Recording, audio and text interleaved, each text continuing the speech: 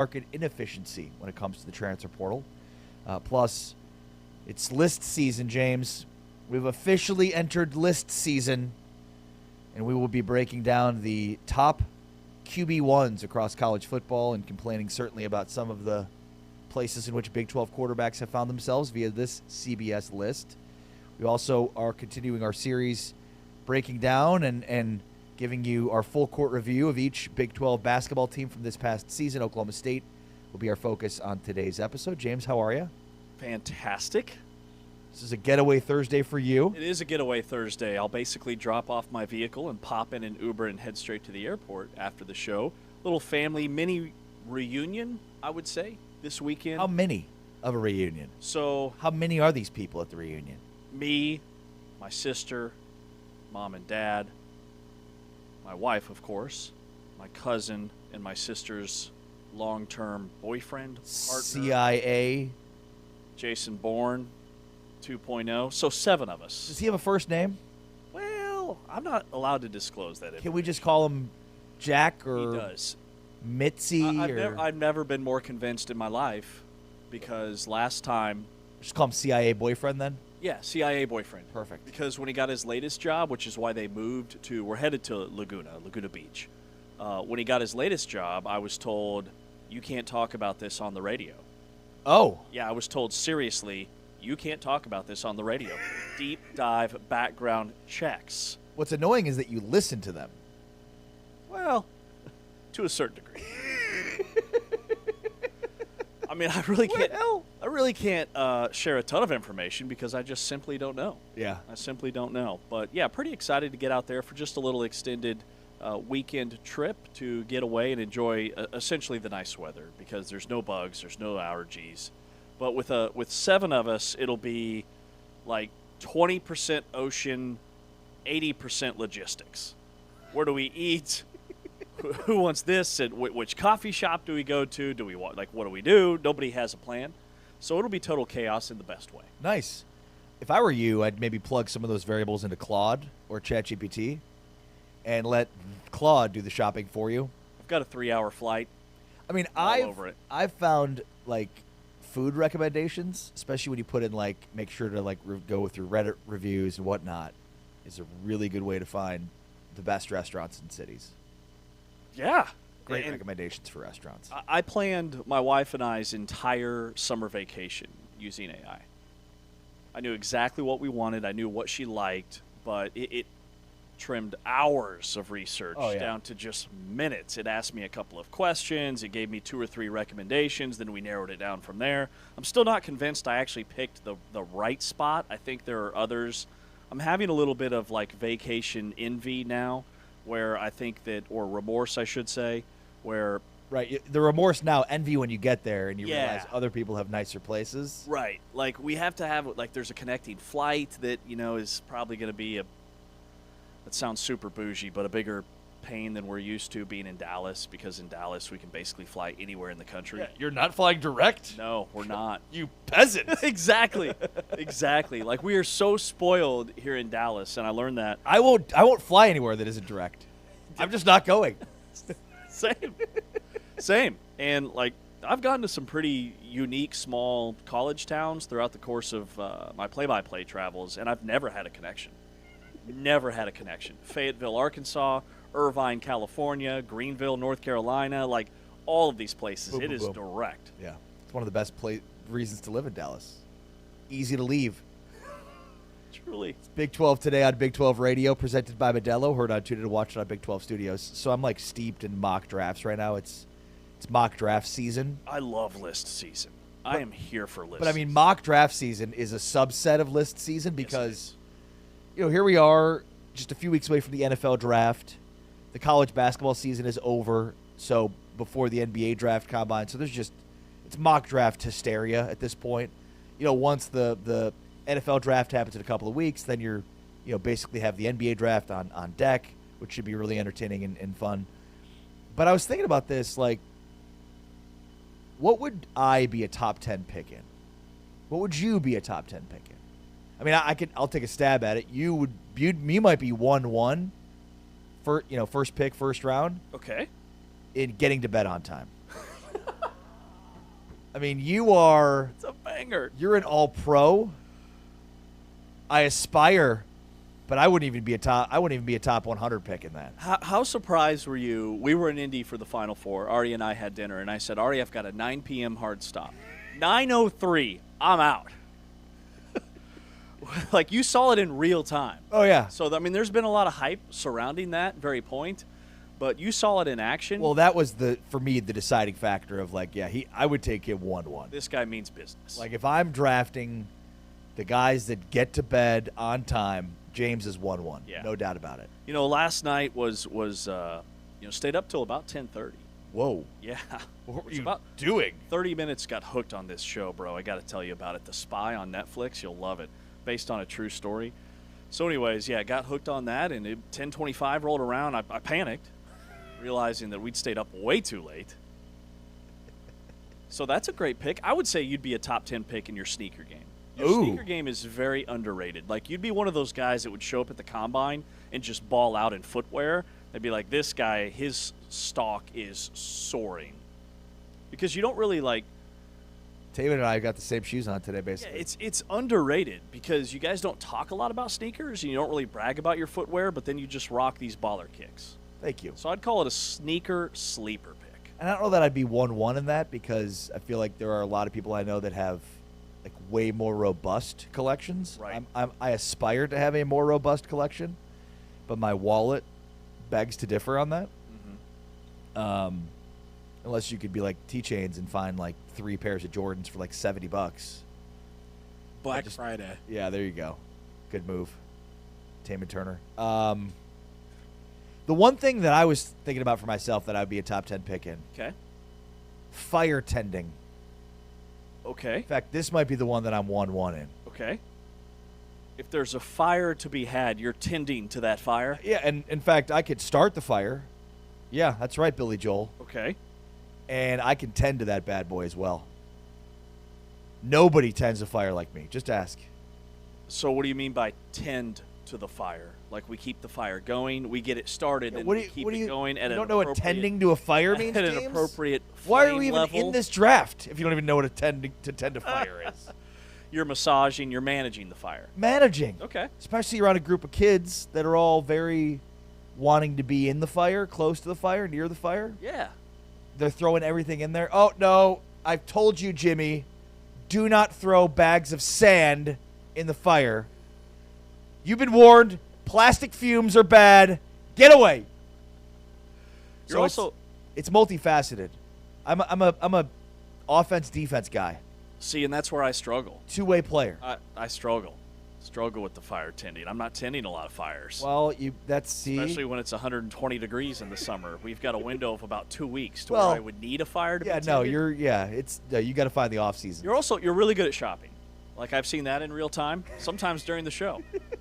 You will compare prices across 6 to 8 different tabs, save at least $4.37. You're basically yeah. Warren Buffett.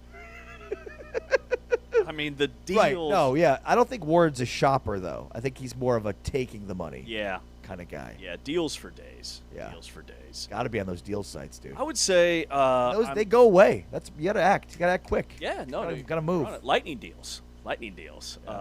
Will strike twice. I would say I'm really good at research, just a film junkie, over prepared, and I'm not talking about this show or anything of that manner. Right. No, God, no. I'm talking about just I'm really good at remembering and researching a lot of dumb stuff. And for your games, Well, yeah, that too, but that's actual work. Like a lot of times you'll be researching during our show. all the time. Like just Not for our show, but for your games that you're doing Oh yeah. during our commercial show. break. It's like, what do we got coming up? All right. Useless memory Hall of Fame. Really? What I would say. Oh yeah, totally. I mean, you know, I'm really good at geography. So Sometimes. top 10 pick in useless information. Yeah. I feel like Yeah. geography is not useless. No, geography's not 1,000% useless, but yeah, I would just say just a pretty useless memory Hall of Fame. I can't find my keys, but if you want the life story on the backup quarterback from the 2007 Kansas State Wildcats, I'm your guy. Yeah, that's useless. Right. And that, I mean, I feel like sometimes in sports commentary and sports analysis, it could be like, wow, my brain is full of useless information. Yeah, but I asked my wife. This is a really fun exercise. And I asked my wife. I said, what are some of these, things that I could bring to the table? She added that I'm really good at completing tasks about 3 to 5 business days after she asks me to complete them. So But they get completed I'm clutch, eventually. eventually. Right. I guess that doesn't make you clutch. Do you want it done right or do you want it done on time? What is there an impetus for is there more of like a thought process that goes into completing the task, or is it more like I've got a queue and here's all the things on my queue and eventually I'll get to it? Definitely a queue. There's a mental queue. I'm a big Google Calendar has a task feature where you can just add random things that you need to get done throughout the day. So I stack that bad boy, and then some things get pushed to the next day, mostly just so I don't forget. Now here's one other thing I'm really good at. You can be having the worst day. Ari, the next time, or Taman, next time you guys are just having a bad day, I'm your guy. That's true. Really good at generating laughter or Good vibes. sparking somebody out of a bad mood. Yeah.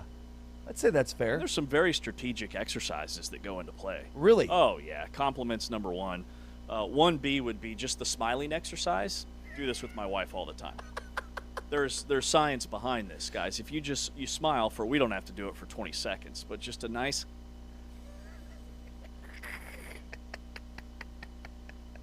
Give it about 5 seconds. It rewires your brain. It tricks the brain into believing that you're having a good time. It's true. You'll snap right out of that mood. I will say, now that I think through that, you are really good at that. Like, I've been in some really lousy moods, and then you'll slice a compliment out there. Oh, yeah, look at those. The jacket I'm wearing. Like, this is like just a regular old button-up. What are you talking about? Zip-up. See, now I feel like I'm a science experiment now. You're not. You're not. You're my guy. Oh, there you go. See, he's doing it again, You're guys. my guy. You're my guy. Doing You're it not again. a Top 10 pick. Science experiment. I do this with my wife all the time, and sometimes I'll say, "You're already smiling," and she'll say, "No, I'm not."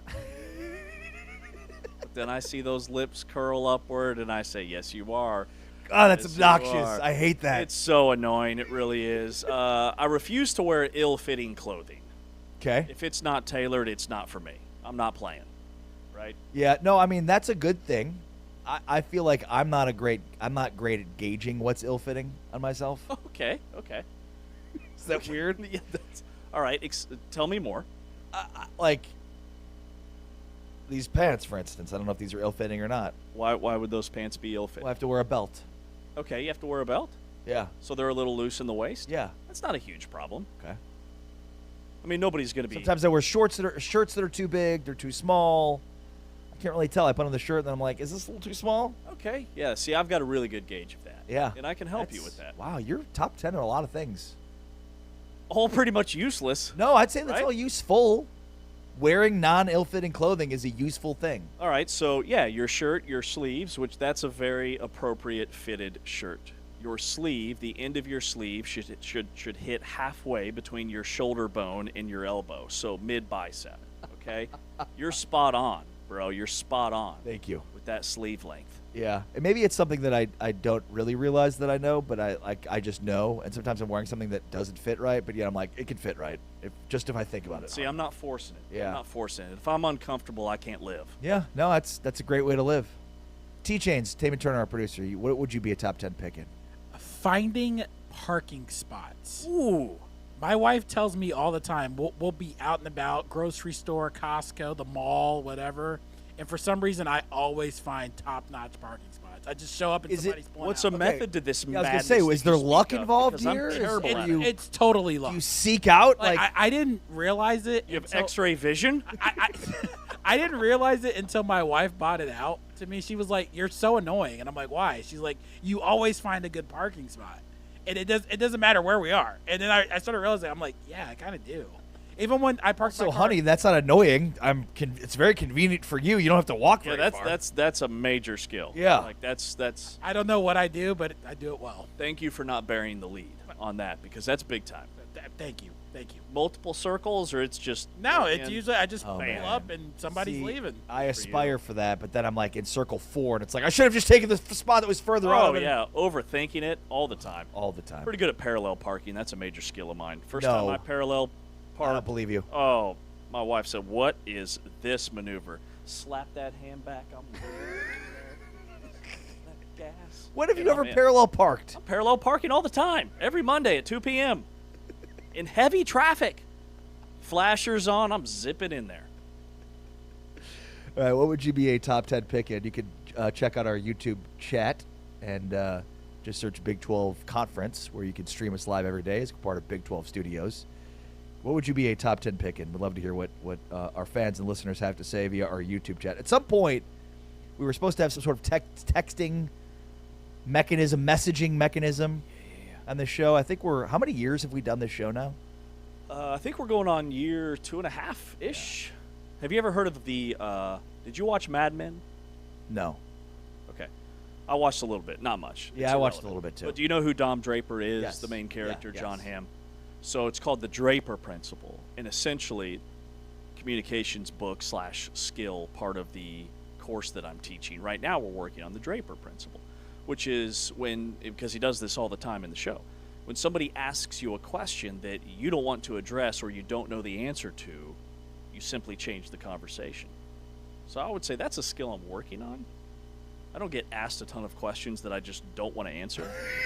But in broadcasting, like if you're analyst or co-host, which me and you, this really doesn't apply because we've been doing this show, to your point, for 2.5 years and basically know how each other think, but sideline reporter, whoever, asks you a question and you don't know the answer, how do you pivot, right? You acknowledge their question and then say something totally off the wall. I feel like I do that without knowing that I'm doing it. Yeah. In work, in personal life? Yes. Both? Yeah. With my kids? Yeah. Oh, yeah. Endlessly. Yeah. But it's got to be subtle, though. Right. Like, Right. There's a way in which you could do it and it completely blows up in your face. There's a way that you can kind of subtly, like, yeah. Well, Pretty much. I mean, there it is on display right there. I mean, Most people just panic. See, and that's the thing. People in job interviews or wherever, grocery store checkout line, people just panic. And it's all about staying calm, keeping your foundation, and pivoting in a smooth fashion, right? yeah. Yeah. Trying to think through anything. I even asked my wife, would I be a top 10 pick in? And the answers weren't great. Really? Like, wow, I thought I was better at life than this. Did she say you were really good at tending fires? She did mention that I'm good at starting fires. Okay, And I was foot like, well, massages? let's not just. Well, that's for her and I to know. Okay, that's not public information. Okay, but I might be a top 10 pick in foot massages. Really? Oh yeah. Oh, good for you. Um, Same, by the way. Same. yeah. That was the number one thing my wife brought to the table.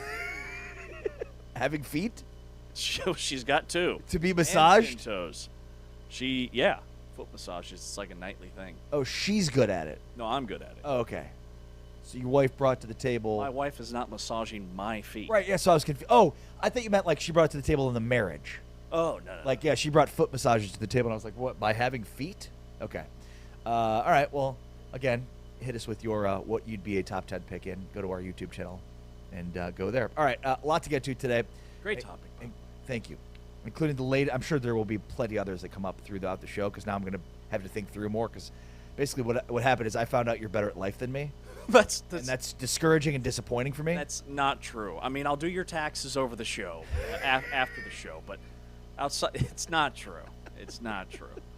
Basically, what I just found out in the last 10 minutes is that I'm very disappointing, and you are not, and that disappoints me. James Westling, Ari Temkin, Big 12 Today, Big 12 Radio. On the way next, the latest on portal season, who's in, who's out, and what I think will become a very big market inefficiency in college basketball recruiting. That's next. This is Big 12 Today, presented by Modelo. Heard on TuneIn and watched on Big 12 Studios. Jordan Tyson. He found Tyson. Airborne. Got it. Get downhill fairly quickly. And big shoes to fill with Cam Scatterbo now in the NFL. Looking for the corner and the catch. Touchdown, ASU. Malik Brown takes his turn. Off play action. Levitt's playing Frogger back there. Oh, he found Tyson. Airborne. Got it. Outrageous. That's been outstanding time from that college's defense. Levitt throws a laser. It's caught It's Tyson. It's touchdown. Responds, another fourth down forthcoming. Touchdown! Touchdown! Tyson! Tyson! Sam Levitt back at the switch. They motion out of the pistol. Play fake. Going vertical. Tyson the target. Contested catch through two. One of the best in college football. Gets the night started in Tempe. ASU offsides.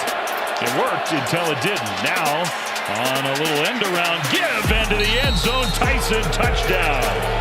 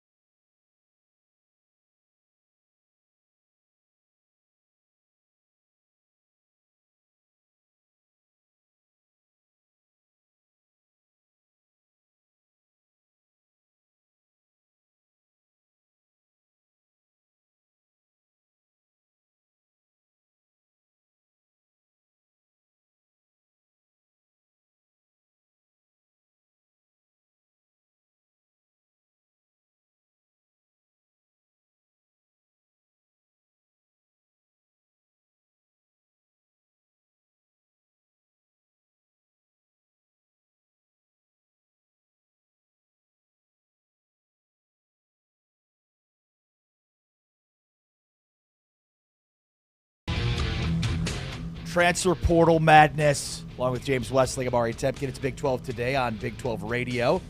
We are presented by our friends at Modelo. Of course, you can always listen to us on TuneIn and watch us on Big 12 Studios to find out all the platforms that you can find us on Big 12 Studios. Go to big12studios.com. But we're everywhere. Omnipresent, James, if you will. Will you?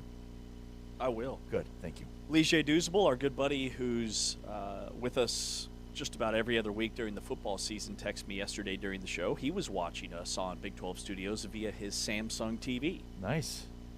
Another one I didn't even realize. Roku, Amazon Prime Video, DirecTV Stream, YouTube.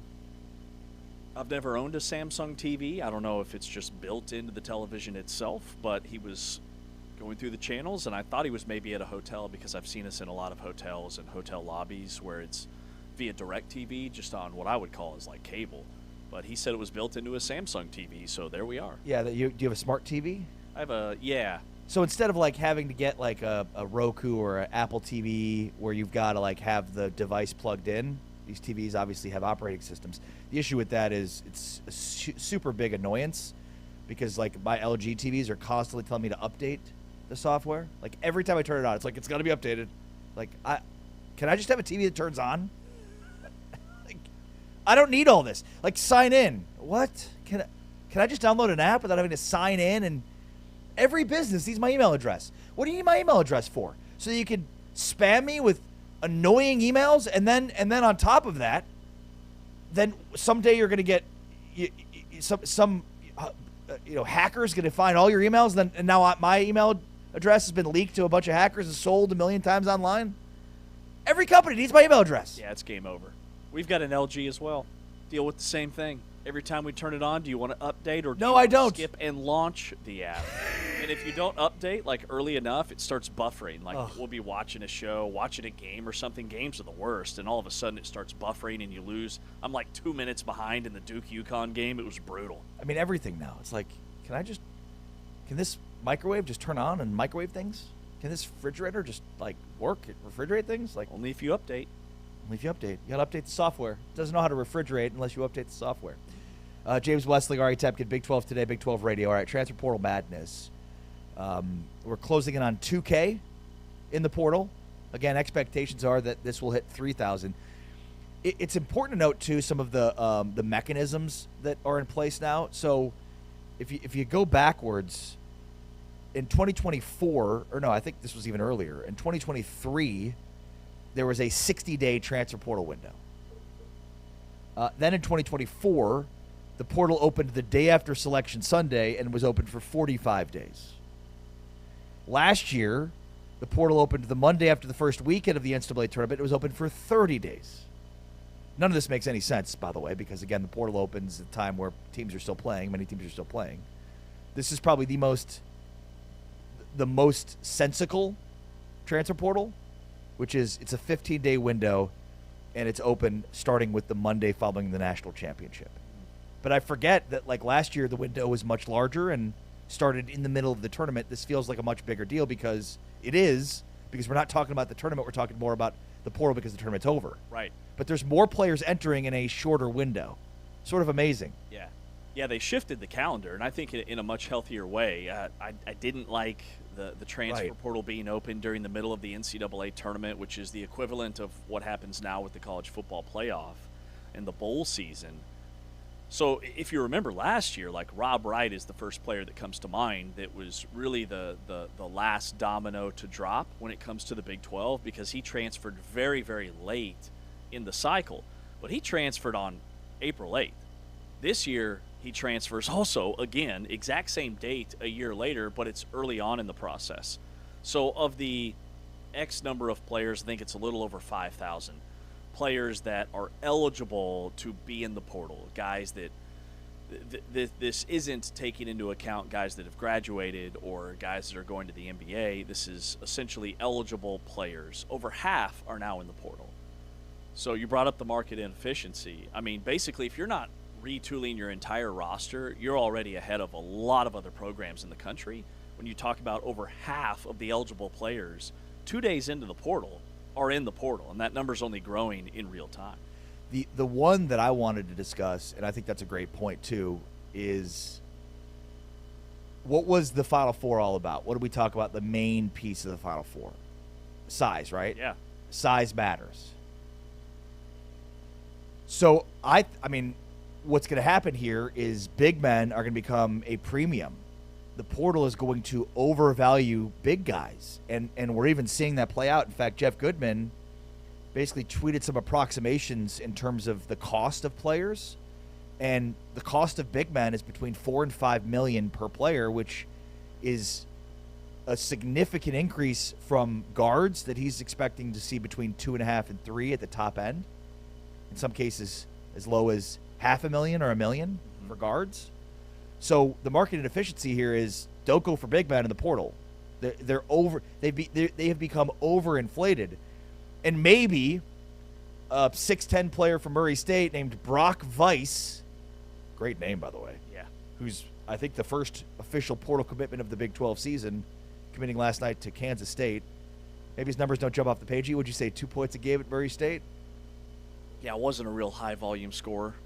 But still, I mean, you're not paying $4 to $5 million for him, and I'm not. I mean, obviously, their players at that level are going to be a lot better. But ultimately, if you're trying to play for big men and you're playing in the deep end of the pool, you're probably going to overpay. Yeah. That's what that tells me. Yeah, and like if you look at college basketball's transfer portal player rankings, like I've pulled up On3's composite rankings, Drew Karras is the #1 player in the country from Wake Forest, and he's a 21 point per game scorer for a Wake Forest team that made a deep run in the NIT. Like, he's legit. He was all ACC.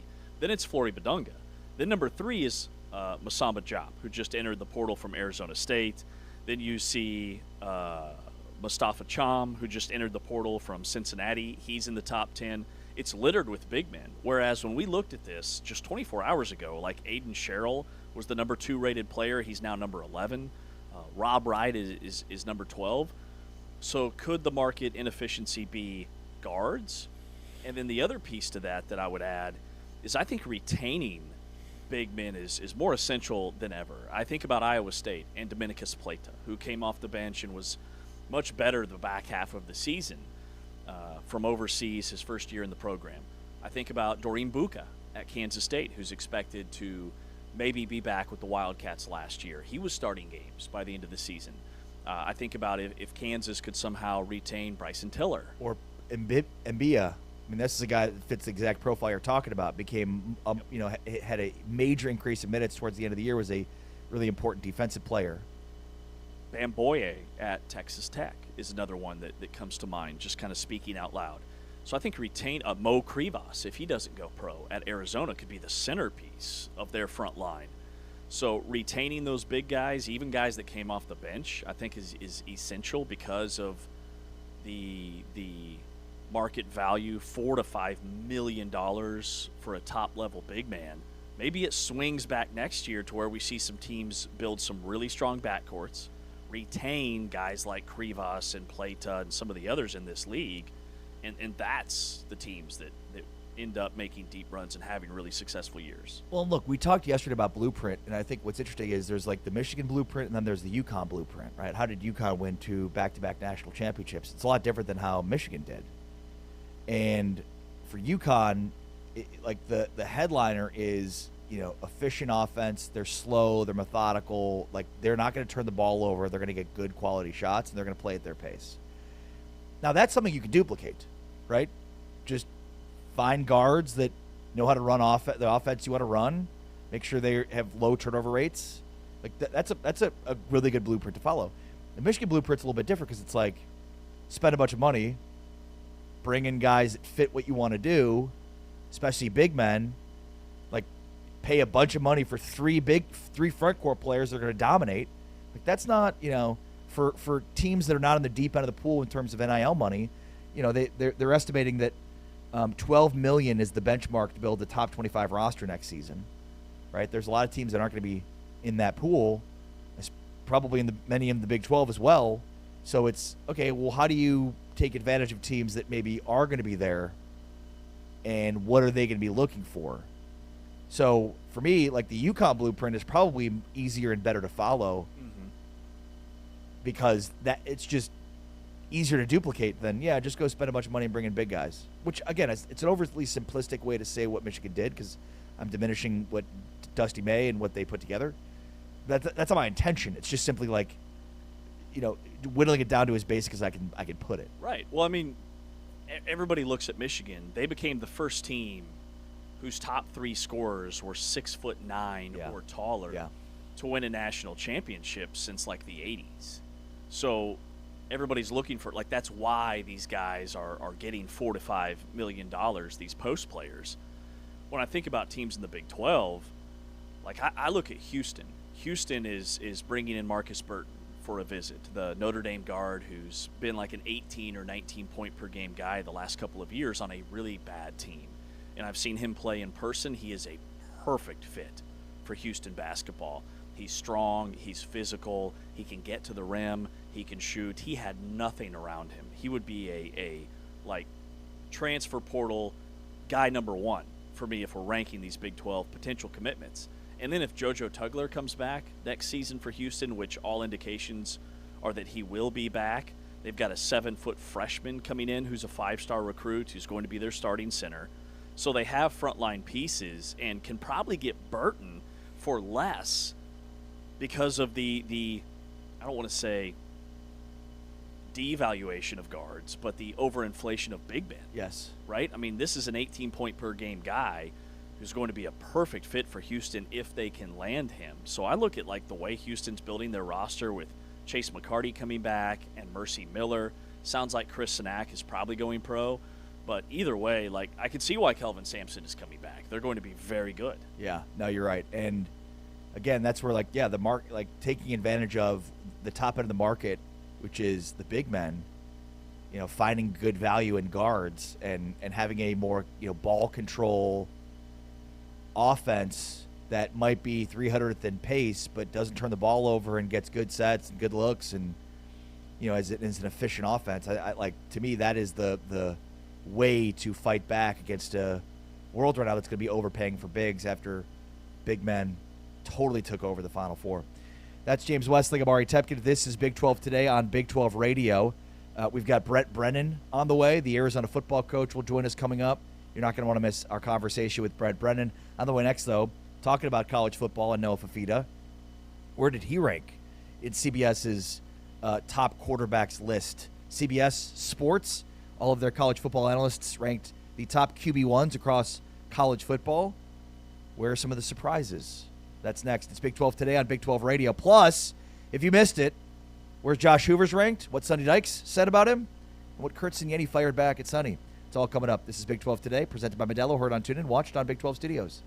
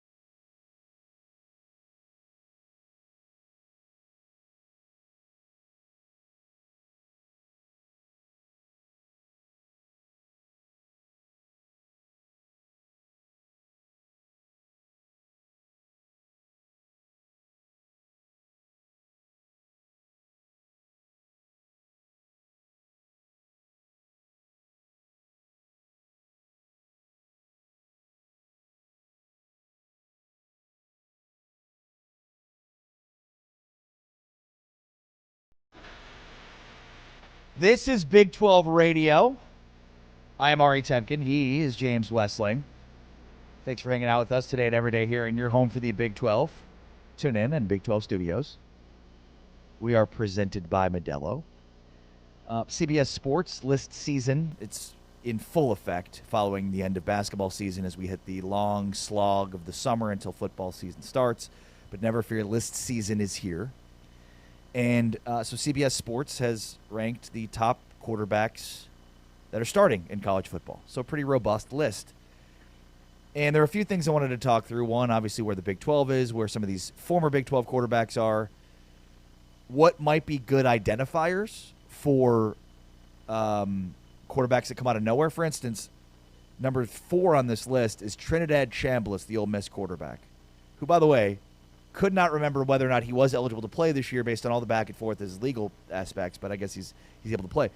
But, like, the example here is that this list, which includes all starting quarterbacks, would not have included Trinidad Chambliss last year because he was not the starter to start the season and ended up becoming a household name. Fernando Mendoza 2 years ago, like, he probably was high on this list last year coming into the season, maybe not as high as he should have been, but still high. And a guy that was not going to be on the list a couple of years ago. Mm-hmm. So an important point, I think, to make about this list and all lists, especially the quarterback position, guys come out of nowhere. And I think there might be some certain traits that we can look for. But and we'll get to that coming up. But, James, what stood out to you about this list? Yeah, no, I think you're spot on. I mean, there are some really strong returning quarterbacks elsewhere and in the Big 12. Like Dante Moore is a proven guy at Oregon. Julian Sayin had a really good year last year for Ohio State. We know about Arch Manning. But I feel like, real quick on Sayin, like, he was really bad when blitzed against Indiana and then in the playoff. So it's just weird that he's 2 because though he had a really good season, he had 77% completion percentage. I mean, he had Cardinal Tate, who's going to be the number 1 wide receiver off the board. Jeremiah Smith, who reportedly got offered $10 million. It just felt like what we saw from him in the biggest moments of the season last year was not good, and that should have impacted his ranking here, but I digress. Well, even Arch Manning had a really kind of rocky season last year. Trinidad Chambliss from Ole Miss, Darian Mensah has transferred from Duke to Miami. That rounds out the top 5. When I look at the Big 12, you know, the Big 12 is breaking in at least 10 new starters in 2026. So last year was the year of the quarterback. At that position this year, it's kind of a year of the question mark. And then when you look at 22 of the 28 players that were named to the All-Big 12 first team last year are no longer in the conference, whether they transferred or are off to the NFL. The slate in the Big 12 has kind of been wiped clean. So guys that were probably middle to bottom of the pack going into last year, like Noah Fafita or even Sorsby, now find themselves at the top of these preseason lists. So to me, it's like which newcomers in the Big 12 are going to shine, and then what returners are maybe going to elevate their game, like a Devin Dampier, who I think should be on this list, Avery Johnson at Kansas State. There's not a lot of talk about him this year, whereas last year there was all this preseason buzz, which I think could be a really good thing for him. So to me, it's more wide open this year than maybe ever before when it comes to the Big 12 specifically. Yeah, and to your point, I mean, Noah Fafita is the highest-ranked Big 12 quarterback in this list at 11, and then you get down to the mid to late 20s, and that's where the majority of the Big 12 quarterbacks find themselves, including Bear Bachmeier at 24, who I feel like is way too low. And even though we know who Bear Bachmeier is, I wonder if he's due for a huge emergence on the national scene this year because, again, 24 feels really low. 25, Connor Wigman, which kind of feels high, but that just shows you how I feel about Wigman. 28, DJ Lagway, feels kind of high. 29, Devin Dampier. Like, you've got Lagway ahead of Dampier? Huh? What? Avery Johnson at 30? Okay. But, I mean, that's, again, a good chunk of the Big 12 quarterbacks kind of find themselves there. Then you go down, TCU with Jaden Craig's 39. Alonzo Barnett at UCF is 40, feels low for what he's accomplished already. And then Juju Lewis at 49, Cutter Boley at 50. Right, so to your point, like, you get down to 50, and there are a ton of players ahead on that list. So the optimism is not huge for the Big 12, but I think there's a lot of upside there. Yeah, and like you look at the top 10, there's 2 guys that played in the Big 12 last year.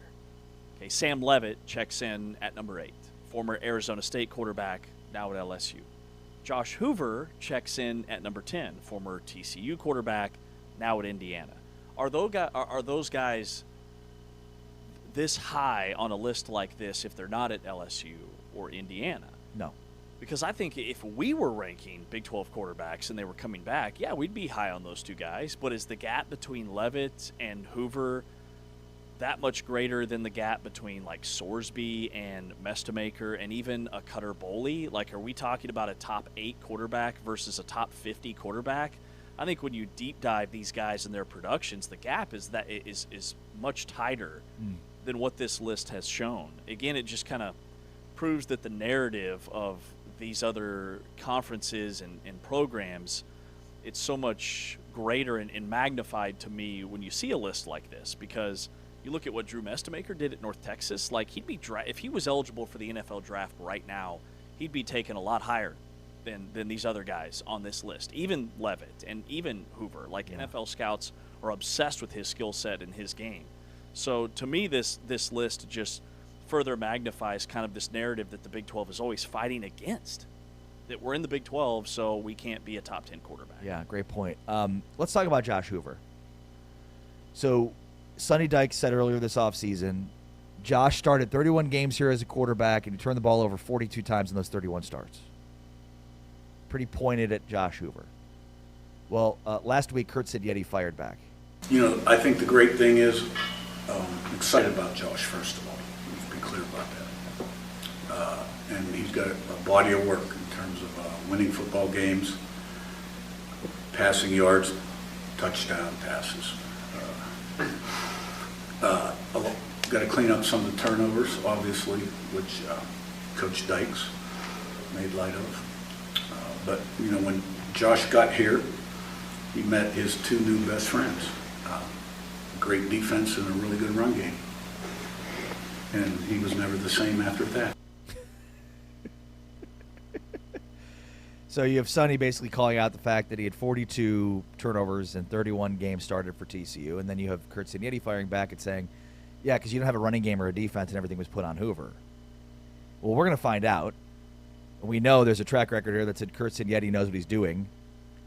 And look, I mean, when you look at Fernando Mendoza threw the ball only 23.7 times per game at Indiana. When he was at Cal, he threw the ball 35 times per game. So that's a vast difference. And his completion percentage, his touchdown percentage, his yards per attempt, and pass rating all exploded. So, like, there is a precedent here that this system works. Mendoza dramatically reduced his interception rate. I mean, 10 picks his last year at Cal. He had 41 touchdown passes in the Heisman Trophy last year. Now, I don't know if Josh Hoover's, improvements will be that dramatic, and certainly Sonny Dykes will be eating crow if they are. But it's hard. As I tried to deep dive the Josh Hoover mistakes and issues, it's hard to divorce that number, 42 turnovers in 31 games started, from one of the worst rush offenses and a porous defense. Yeah, I mean, those things do matter. And TCU was 14th out of the 16 Big 12 schools in rushing yards per game. They were 14th in yards per carry at 3.9.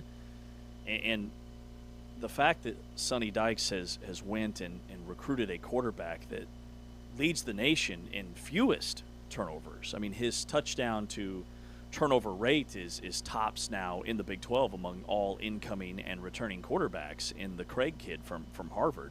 And then bringing in a new offensive coordinator, it tells me that neither guy's necessarily wrong, right? Because Sonny Dykes clearly identified that throwing the football on every down leads to more turnovers, and that was a problem. So they completely have reinvented their offense. Meanwhile, Indiana recognizes that really good defense and a ground game makes your quarterback better, and it certainly does. But Mendoza still made a lot of really high-level plays. Like, I think in some cases this kind of downplays just how good Fernando Mendoza was. And is Josh Hoover on that level? He throws a beautiful ball. Like, in terms of his raw passing ability, I think maybe it's the best in the country. But there were games that TCU suffered losses in because of those turnovers. So I think it's too early to tell, right? Like, I see both sides of it. But TCU the last 3 years under Sonny Dykes, who just got a massive extension, by the way, They've been one of the best teams in the country when they win the turnover battle, and they're one of the worst teams in the nation when they lose it. So they clearly identified, hey, this is a major thing for us. Let's figure it out. Who do you think leads the league in passing next year? Mestamaker. Yeah. Drew Mestamaker. Yeah. I mean, you look at some of his games at North Texas, and remember, this is the exact same offense with Eric Morris calling the plays and running the show. He had single-game outings last year of 469 yards, 608 yards. He completed passes at around a 70% clip. Like, his numbers are going to be off the charts. And Oklahoma State's probably going to be playing catch-up in some of these games against other teams to where some of those late quarter yardage will be through the roof. So I think it's Mestamaker. Yeah, and one of the things in reading about some of, like, what are the indicators for, like, a Trinidad Chambliss or like a Fernando Mendoza? You know, what are the characteristics, stats, profiles that maybe might have led us to believe that how can it be as a predictor? You know, what's interesting is it's not like yards per attempt or interception rate, but the psychological architecture. This shouldn't be a surprise to any of us, right? The quarterbacks who break out at new programs almost universally share the ability to operate without validation from the market around them. Trinidad Chambliss started as a backup at Ole Miss, never blinked, took over when Simmons went down. Mendoza had 10 interceptions at Cal, transferred to Indiana, threw 41 touchdowns. Mestamaker never started a high school game, became the nation's leading passer. So the statistical indicators are signals, the psychological profile is the cause, which is really interesting, which basically means it's entirely impossible to predict. You just need to find guys that have overcome adversity in their careers, have short memories. I mean, these are characteristics that make good quarterbacks regardless of where they came from. And there's a lot of guys in this league that I think fit that mold. Like Devin Dampier was much better last season than we thought, maybe coming in because of his interception issues that he had at New Mexico. He cleaned that up. Great point. Bear Bachmeier, his second year as a starter, I think is going to be a really good quarterback. We haven't even touched on Sorsby yet, who's played more football at that position than anybody else in this league. And then, like, Avery Johnson is really intriguing to me. You know, they write that he had a miserable second season as a starter. Well, I don't think all of that was his fault. I thought he improved his accuracy. They weren't letting him run the football with Colin Klein and Gleason, the offensive coordinator, calling the plays. I don't know that his numbers are going to be like all Big 12, but I think he's going to be a much better quarterback. And then the kind of dark horse sleeper, I would look at two guys, Alonzo Barnett III at UCF, who took James Madison to the college football playoffs last year, and it was very much undervalued in the portal because he's only 5'11". He had over 300 yards and 3 touchdowns, even in that loss to Oregon, like against the big boys, right? He's proven that he can do it. And then Julian Lewis as the full-time starter out in Colorado is intriguing to me because we know about his 5-star. He's got NFL tools. What does he look like in his first full year as a starter? But nationally, like, there's a lot of guys coming back. Last year, that wasn't the case, which is why we thought the Big 12 could be a lot better at that position, because nationally there were a lot of unknowns when it comes to returning quarterbacks. This year, it's the inverse. There's a ton of returning talent at that position. The guy that I've identified that could be a major surprise in the national scale is Juju Lewis. I think he's got the traits, obviously the talent, and I think the offense, like the new offense, will fit his skill set very well. And a guy that dealt with a lot of adversity last year. I mean, at times he was thrown into the fire and produced, at times he didn't. But I think he had a willingness and a mentality to show up. And I don't think you could be a quarterback under Deion and not be mentally tough. So Lewis is my guy that's, if we're to try to pick like one of the underrated guys, he's my guy to emerge this year. Cutter Boley, I think, is another candidate. I mean, you look at what Kenny Dillingham did with Jeff Sims last season, turned him into an all Big 12. I mean, the last month of the season he was playing at an all Big 12 level. Yeah. So I'm excited to see how that marriage works. That's James Westling. I'm Ari Tepkin. On the way next, it's the Great Argument segment. Let's get it on. Let's have an argument a la Mills Lane. It's Big 12 Today on Big 12 Radio, presented by Modelo. Heard on TuneIn and watched on Big 12 Studios.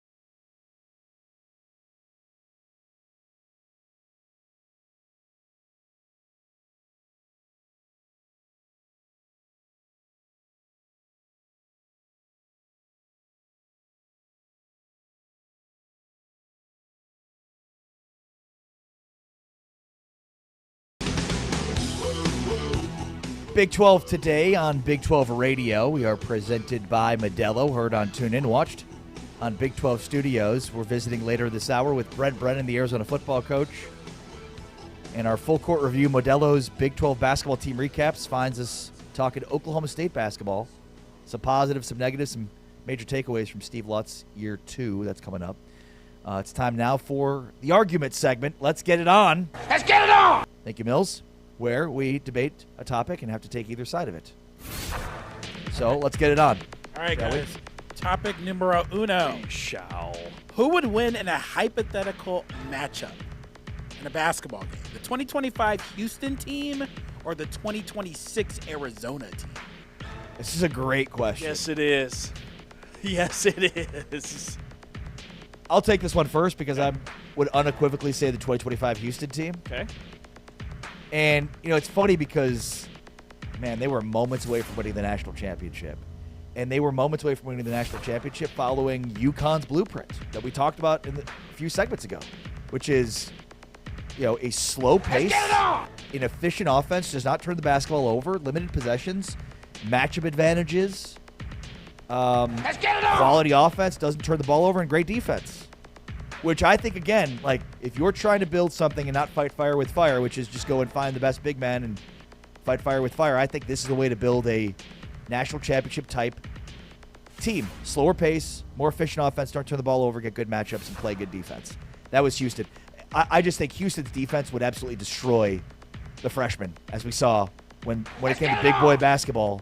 Braden Burries and Koa Pete, those guys were not up for the task. And the way that they were throughout the course of the season. They had a lot of growth to show, and they needed to show that against Michigan's front line. I think Houston would also take advantage. I think Juwan Howard would take advantage of Koa Pete. I think Emmanuel Sharp and Milos Uzan would absolutely take advantage of Braden Burries. So I would say Houston. Damn it. I wanted Houston. Okay. I think, if anything, this season showed us that L.J. Cryer and Juwan Roberts were all-time greats at Houston and in this league. So I would have taken Houston as well. If I'm making the case for Arizona, the one thing that Arizona had this season that Houston didn't have last year was just a ton of size on the interior. Tobe Awaka and Mo Krivas, I think, would have made things challenging for Juwan Roberts. JoJo Tugler last year was not developmentally the player that he was this season. So I look at Arizona's bigger guards, Jaden Bradley, Braden Burries, Koa Pete on the interior, kind of that X-factor guy. In Arizona, even though they went ice cold against Michigan, they still scored the 11th most points in the country. They were a top 10, top 11 scoring team at almost 90 points per game, a little over 86 officially. They were 11th in the country in defensive rating. So I'm going to say Arizona wins with their depth and just their bigger, stronger guards in that hypothetical matchup. But great question. Yeah. All right, on to question number 2, and this is for Mr. James Westling. So, James, which new Kansas State head coach will have more success in year numero uno? Will it be Colin Klein or Casey Alexander? This is a great question because I think in basketball, there's more of a window to make a jump because of how many guys are in the portal. I think in today's era, you're more likely to have success year one in men's basketball compared to football. With that said, at Kansas State specifically, I lean Colin Klein because I think K-State's poised for a monster year in football. Number one, they had 1 billion close losses last year. They were one of the unluckiest teams when it comes to those little things that can swing a game one way or the other. I think under Colin Klein, he's going to have Avery Johnson so much more ready in those 2-minute drills, late in games, late in halves, and then also this portal class that he's brought in. Wendell Gregory was the Big 12 Newcomer of the Year on the defensive side of the football last year. He's in Manhattan. Bill Connolly had Kansas State as the 8th best recruiting class in the country when it comes to the portal. I think they've done a really nice job of kind of finding the right fit in terms of length in the secondary. They've got like a 4-headed monster at running back. They're way better at receiver. And again, I think all those close losses, you flip like half of those losses, and K-State's 9-3 instead of 6-6. So I'll go K-State football. Yeah, but if you flip half those wins, now they're 3-9. But they had close losses. They didn't have any close wins. James. Oh, James. Lovable James. The answer here is clearly Casey Alexander. You're stalling because you agree with me. No, clearly. What are the Okay, what is the success for Colin Klein? 8-4, 9-3. Fair point. Expectations for K-State football, expectations for K-State basketball. If you're not watching us on Big 12 Studios, I've got my hands in two completely different places. One is way high, the other one's a lot lower. I think success for Casey Alexander looks a lot easier than success for Colin Klein because, yeah, I think 8-9 wins is a successful season. Anything less than that ain't, and that's a high expectations for a guy in year one as a head coach. This guy's never been a head coach before. So with Casey Alexander, it's, hey, if you win 20 games, you get to 500 in Big 12 play, that'd be an incredibly successful season. In fact, could you label it a successful season even if K-State doesn't make the NCAA tournament? Because it's year one for a program that was been really down the last few years, not making the tournament since 23. And, you know, if you have some success but maybe don't make the NCAA tournament, there's still, you can talk yourself into it's a successful season based on the fact that you're building something towards year two of Casey Alexander. So I think the answer here, based on expectations alone, is Casey Alexander. Yeah. Casey Alexander could go 6-12 in Big 12 play next year and double their conference win total from this season. All right, question number 3. Same question, different sport. All right, the question is, which contract extension will prove more valuable to their basketball program? Will it be the contract extension of Tommy Lloyd of Arizona or the contract extension of Grant McCasland at Texas Tech? This is another good one. I had the lead on K-State. This is yours. Right. I mean, I'm going to go with the obvious choice here, which is Tommy Lloyd. And remember, Tommy Lloyd and Grant McCasland are very good friends. They coach together with USA Basketball. But I'm just going to go with the guy that's, you know, won a record amount of games, the most all-time for a guy in his first 5 years, and just hit his first Final Four. 148-35 at Arizona. It's an 81% winning percentage. And is an NCAA record for wins by a coach in his first 5 seasons. So, and by the way, he's also gone at least to the Sweet 16 in 4 of the 5 seasons. And, you know, that was the big knock, was he wasn't able to get out of the Sweet 16. Well, he got to the Final Four this year. So I think incremental steps will show that Arizona, this is a better deal for Arizona from an extension standpoint. I also don't think McCasland's going to leave, but I think it's more likely that McCasland would leave for a better job than it is that Tommy Lloyd would at this point in time, based on just his standing with not liking the athletic director. And perhaps we'll see. I don't know if this is the end of Desiree Reed-Francois, but I don't know if there's any coming back from it. But ultimately, this could lead to Tommy Lloyd basically ousting the AD, which is a crazy thing for a coach to do. Yeah. So I think the answer here is Tommy Lloyd. Both guys are locked in long term. Like Grant McCasland signed a 6-year, $32 million extension. He's one of the highest paid coaches in college basketball. His contract starts at $5 million through the 2031 season. So I'm looking at McCasland because, number one, I think both guys can win a national championship. If I had to pick one or the other who gets to the next Final Four, I would say Texas Tech. Texas Tech pre-JT Toppin injury, I believe, was a Final Four contender this year. Yeah. They were 19-6, had just won at Arizona. Remember, it was that desert road swing where he tore his ACL against Arizona State. This is a totally different outcome. Like, that team was surging. They were ranked in the top 10. 2 years ago, they got to the Elite Eight with a team that I don't think was as talented as this past season. Even if Christian Anderson stays in the NBA draft, if Toppin's gone, whatever that looks like, with their resources, their NIL, the way McCasland, he's just an offensive mastermind. And then he's got a defensive coordinator who Texas Tech's teams the last 2 years, the back half of the season, have been much improved defensively. I just think the way they space and shoot, they are a team that if this offseason is the offseason of the big man and they build their team with a bunch of guards and Bamboye's back, like, watch out for Texas Tech as a national championship contender next year. I believe McCasland's going to win a national championship at Texas Tech. He won JUCO national championships. He won an NIT national championship, and I believe he's going to win an NCAA eventually. All right, final question. So 2 other coaches got contract extensions this year, but this one is in football. So my question is, which contract extension will prove more valuable to their football program? Will it be Sonny Dykes of TCU or Brent Brennan, who we'll talk to later today, of Arizona? Yeah, I go with Brent Brennan. I mean, number one, his sample size is smaller. Okay, he's only in year 3, and in year 2, he goes from 4 wins in his first year to 9 in year 2, whereas Sonny Dykes is still riding the high from that national championship game appearance with Gary Patterson's players. They've had to completely retool their offense because they just haven't been able to get over the hump. I mean, he's 36 and 17 over the last 4 seasons. And I was surprised they extended him past 2028. They've got a brand new quarterback. They've got a lot of guys to replace on defense. And the high school recruiting at TCU now in this new NIL era hasn't been as strong as it was before when they led the Big 12 in the high school recruiting classes 3 consecutive seasons. And the end result this past year was an 8-5 or 9-4 campaign. And that's against the easier chunk of the schedule of the Big 12. This year, the schedule's a lot tougher. I don't know if you're talking about Brent Brennan or Sonny Dykes. I was talking about Dykes making the case for why I chose Brennan. Got it. Brennan's extension is more valuable. Yeah, I think this is clearly Dykes. And I think No, you don't. clearly Dykes. That's my favorite part of this exercise. We have to take the other side, and every time Well, I you kind of- steal one of Ari's, he said, well, it's clearly this guy.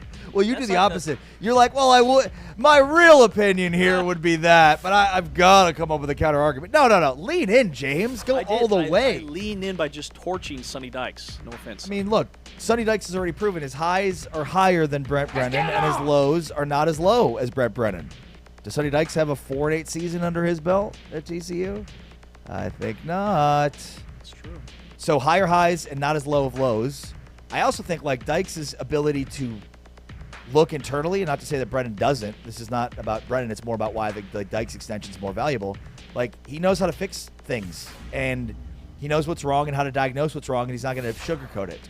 And he knows that his offense was not efficient, what it needed to be. And so he found a quarterback that fit the offense that he wants to run that's more ball control. And I think we'll see the benefits of that in terms of a renewed running game and a better defense. I think their running game issues were more schematic than anything else. But, like, again, he's won more games, obviously, because he's been there for longer. He's got higher highs in terms of leading TCU to a national championship run. And I feel like last year Arizona also benefited from not having the most difficult schedule in the world. They lost to Iowa State early. They had Oklahoma State. They did at BYU, Colorado, Kansas. Like, they just didn't have the Baylor, even Cincinnati at the end of the year. Like, it's not a great team at that point. So, for me, I think they did leverage a much easier schedule they have this year, which will be much more difficult. All right, let's get it on. James Westling, I'm Ari Temkin. It's Big 12 Today on Big 12 Radio, presented by Modelo, heard on TuneIn, watched on Big 12 Studios. Travis Hines of the Des Moines Register, Ames Tribune, joins us next. Underneath, intercepted by Rodriguez.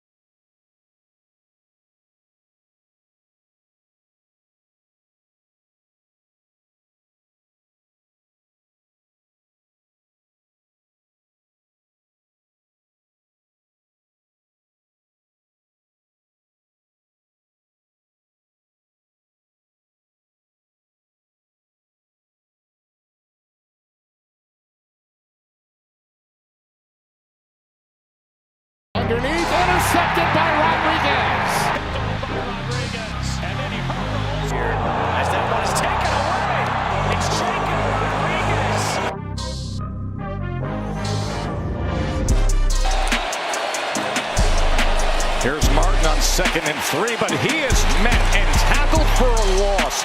Jacob Rodriguez making his first big moment. Wigman to the air, and the pass is picked off by Rodriguez. And then he hurdles a Cougar and is still going. And finally brought down inside the 25-yard line. Yelling at the line. Finally the snap. Avery Johnson on a straight ball came out again. It's out again, and Pollock has it. Chase Brown. This is how you respond to Heisman hype. Rodriguez, touchdown. You definitely need Sam Jackson. Handoff here as that one is taken away. Going the other way.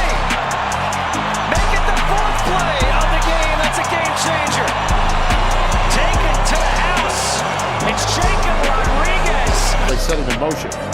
Look out for that screen action. Underneath, intercepted by Rodriguez. Jacob Rodriguez, the big play. Come back to haunt him because they've been blowing teams out. Nice play in the backfield again by Rodriguez, taking down Connors for a loss.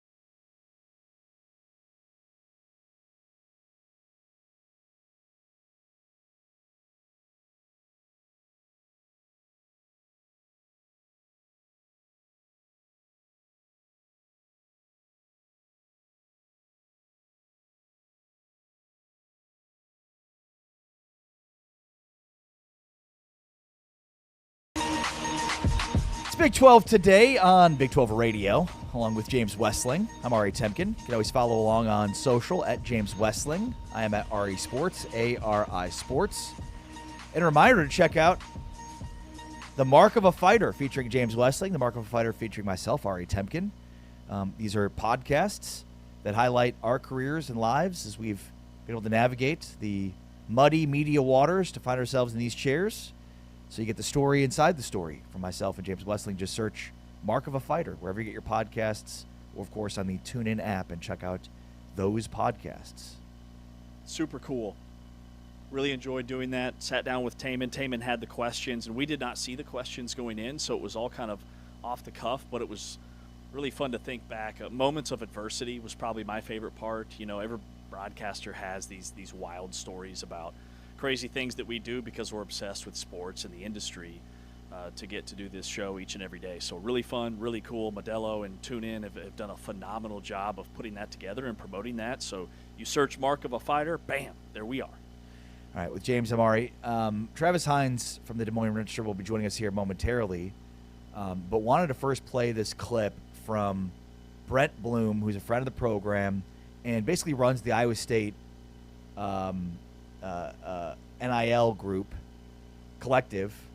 And here's what he said, and I think this is a great insight into, you know, sort of the realities of these schools and these collectives as they're trying to find money to pay out. Third individual also has a monster offer and wants us to at least get closer to what his offer was. All three turned down significant sums of money to come back to Iowa State. But it meant, guys, just to give you some math, it meant the collective had to raise $2.5 million in 2 months. And we had till June 30th to do it.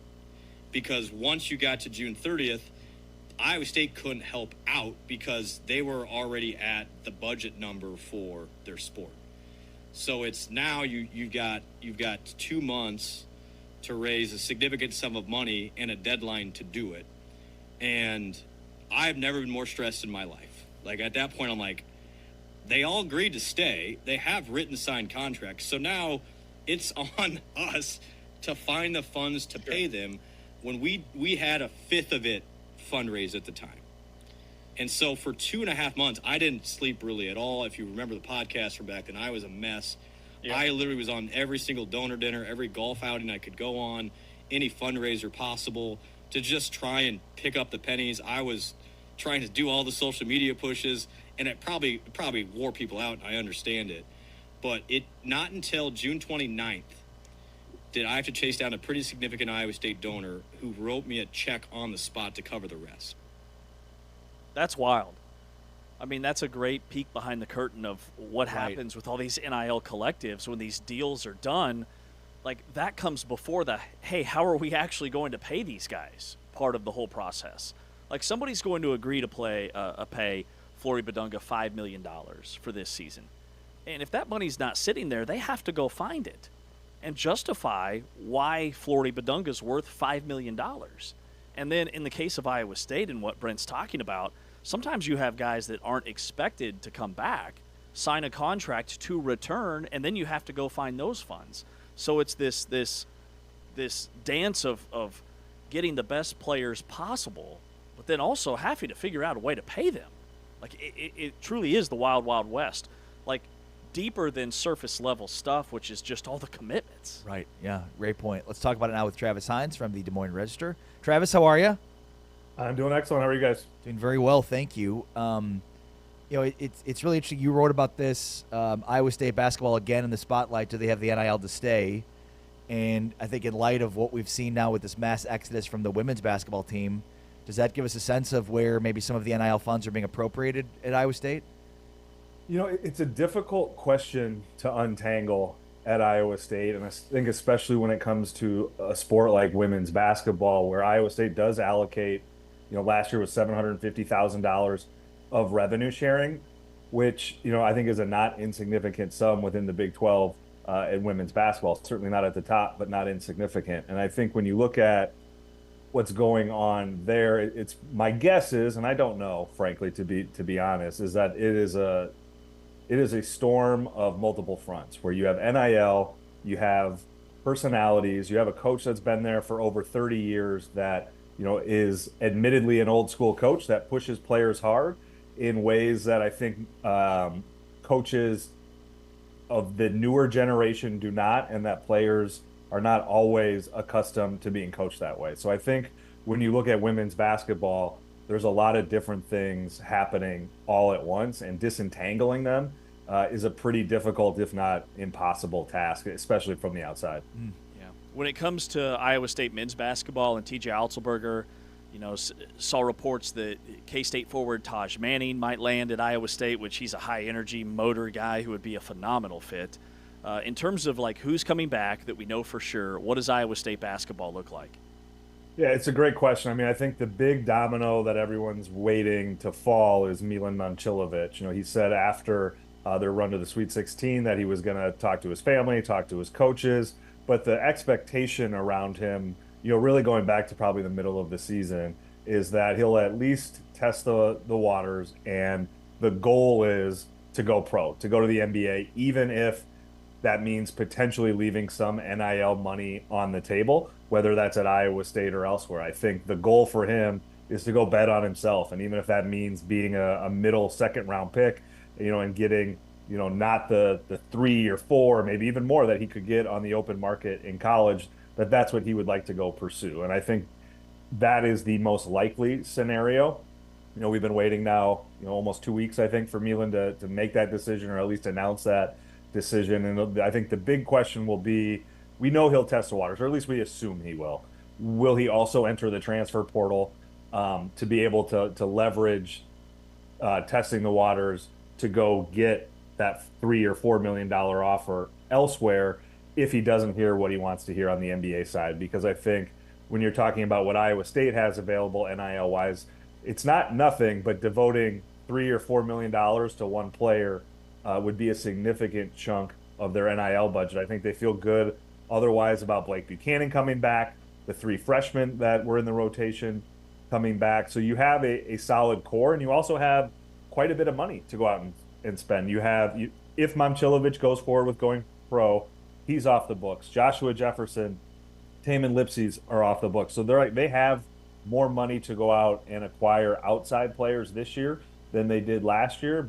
But, that's a double-edged sword because it means you don't have Joshua Jefferson or Tamin Lipsey or potentially Milan Momcilovic coming back. So I think they feel like they're in an okay spot, but they certainly are going to have a very different look in 26-27. Yeah, and I mean that's 3 core pieces, but you think about Jefferson, he's a guy that Travis, came out of nowhere. So there's a precedent here from Otts that he could find these types of guys in the portal. Yeah, I mean, without a doubt. I mean, you look at Joshua Jefferson, second team or first team All-American, depending on which publication you look at. A lot of mock drafts have him in the first round right now. And then you look last year or 2 years ago, look what they did with Keyshawn Gilbert, who was a All-Pro in the G League this year. Curtis Jones, who was on a two-way that got decent time with the Nuggets. Those are guys that were on nobody's NBA radar. They were guys that were on, very few people's college basketball radar. So I think Iowa State's track record of development and evaluation speaks for itself. And I think there will be a high caliber of player that is going to look at what Iowa State offers, not only from an NIL perspective or being in the Big 12 or the facilities perspective, but to look, hey, if I want to go be at the next level and I'm a fringe guy or I'm on the outside looking in right now, Iowa State is a place where I can go develop and surprise some people and give yourself bigger and better professional opportunities down the road. Was TJ Otzelberger, he shut down the North Carolina rumors like immediately. From everything you can gather, was he ever really even considering that position? And should Iowa State fans be at all worried about his longevity? Yeah, I mean, I think both sides of that equation were eyeing each other. What level it got to, probably not very far, because to your point, when we got to Chicago a couple weeks ago, TJ, really put to rest that Iowa State was going to be where he was going to be next season. But I do think the big things for me is when TJ Otzelberger likes Iowa State, wants to stay at Iowa State, and also wants to win. Like those two things need to be in alignment. And I think with what you heard him say in Chicago about athletic director Jamie Pollard, the new president David Cook, like my reading between the lines there is that whatever conversations those three had, put TJ on a path where he felt like he can win consistently going forward at Iowa State. And I think that's going to probably be the bar to clear every single offseason, right? As long as they continue to win, you're going to see places like North Carolina or, what is Kentucky going to look like next year? Bill Self is coming back this year, but he's obviously closer to the end of his career than the beginning of it. Does Kansas come calling? And I think that'll be the challenge for Iowa State, is that you have to keep TJ Otzelberger in the sweet spot of, this is a place where I like to live, where my family likes to live, where we have a long track record, and we can continue to compete at the top of the Big 12. They know that they're not going to be number 1, 2, 3, or even top 5 in the Big 12 in their NIL budget, but they need to be within shouting distance of that, right, to be able to compete from a talent standpoint. And I think as long as they can consistently do that, you're going to have a happy and content head coach in TJ Otzelberger. If there's a question about that, then I think you reevaluate the whole situation, especially when you're only going to see, the biggest and deepest pocketed programs continue to gauge his interest as long as they continue to win. Because, again, from what he took over 5 years ago, the 2-22 team, 0-19 against Big 12 opponents, to 3 Sweet 16s in 5 years, and probably would have been able to have a much better chance to do more this year if not for that Joshua Jefferson rolled ankle. Like, the guy is going to continue to see a lot of money thrown in his direction and a lot of good situations thrown in his directions. So it'll be incumbent upon Iowa State to be able to continue to raise the bar there. Where do you think Iowa State is in terms of NIL funds in the Big 12? Last year, or the 25-26 season, I reported they were just north of $6 million, somewhere in that 6.2, 6.5 range. Given what we heard TJ say, my suspicion is that that'll get a bump, probably a significant one. It's not going to double.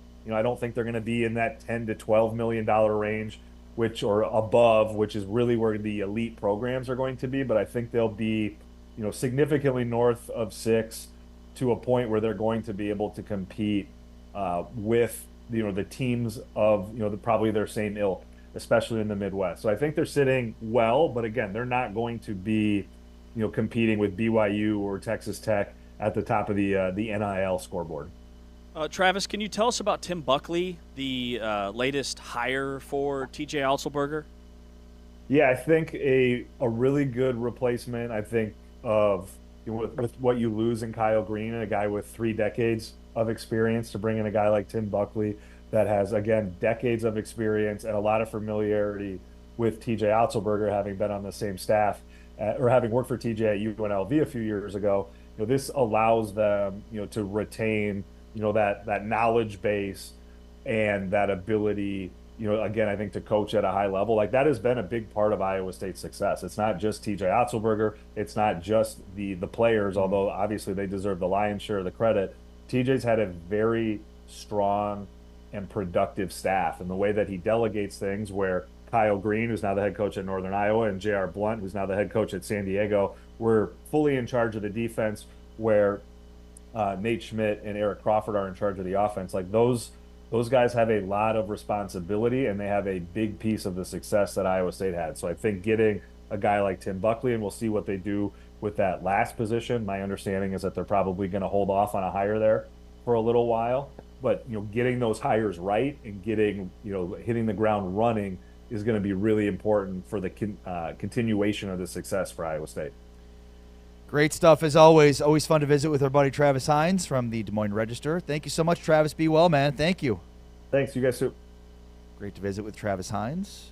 Getting a good insight there into NIL, basketball for the future at Iowa State. And again, you hate to see what's happened to Bill Fennelly's team, basically losing everybody. Mass exodus. And you wonder, when you've got a limited amount of NIL funds relative to the rest of the conference, you've got to place the right bets. And hard to bet against TJ Otzelberger at this point. Yeah, and I'm looking at a graphic, and it's breaking down a Big Ten school. And it's their fiscal breakdown. And their football program brought in $57.5 million. Their net, that's net profit. Men's basketball made almost $200,000. Every other sport lost at least $500,000. That's golf, that's tennis, that's lacrosse, that's women's basketball. There are a lot of reasons why it is the way it is. Not saying we agree with it, but right, the numbers are there. The math is there. This is a great breakdown. And the fiscal breakdown, the program netted $223,000. Football netted $57.5 million and paid for all those other sports. It's right there on paper. That's James Wesley. I'm Ari Tepkin. This is Big 12 Today on Big 12 Radio, presented by Modelo. Heard on TuneIn, watched on Big 12 Studios. On the way next, Brent Brennan, the Arizona football coach. That's next. It's Big 12 Today. 1 second and 12, pressure coming, lets it go, has a man, touchdown Bearcats! It's the big fella, Jeff Caldwell!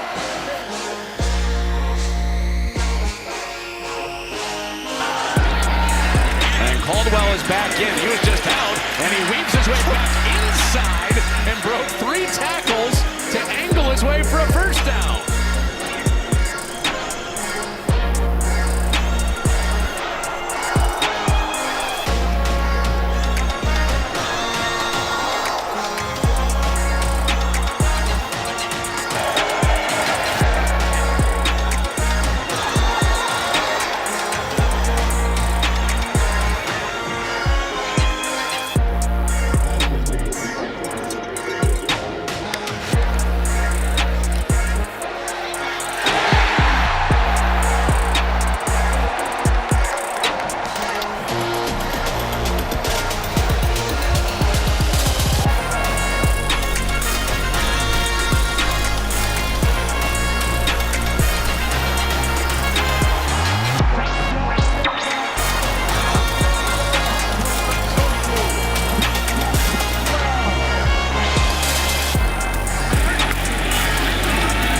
Swordsby pulls it out and throws on target. This one to Jeff Caldwell to give the Bearcats the lead. It's 9-on-9. Jeff Caldwell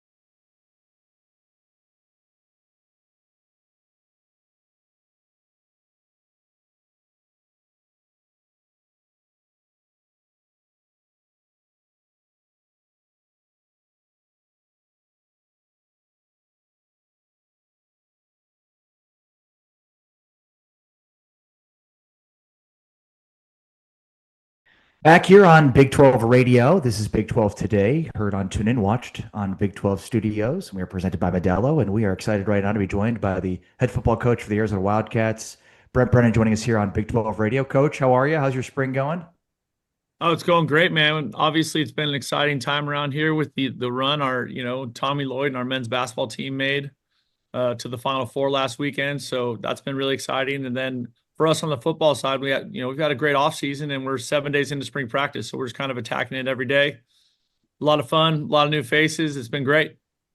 Yeah. How close do you and Tommy work, knowing both of you a little bit? You're both, very similar, genuine guys. I'm sure you're always looking for an edge in some way. So how have you helped Tommy? How does Tommy help you? I think Tommy's been great to me. You know what I mean? I think that's one of those things that I think is really cool. I think, football and basketball, working together, representing the university on a high level. Just really, he's a great university guy. He's a great leader for our athletic department. He's also a real Tucson guy. So I just think that part of it is really, really cool. I'm, in a lot of similar ways. I love being here. I love the U of A. I love Tucson. So we're having a great time together. He's a really good dude. We have a lot of fun together, and we do as much as we can to support each other's teams. Are you also a Beastie Boys guy? Of course, man. You can't be. I don't think you can be my age and not be a Beastie Boys guy. There's something wrong with you if you don't. What's your favorite Beastie song? Oh, that's a good question. Gosh, Rhyming and Stealing, I think. Ooh, that's a good one. Yeah. Oh, that's a deep track too. That's a good one. Thanks. I think that would be it. Yeah. All right. So 4-8 year one, 9-4 year two. So a dramatic turnaround. What changed? What was different? And maybe time was the greatest differentiator.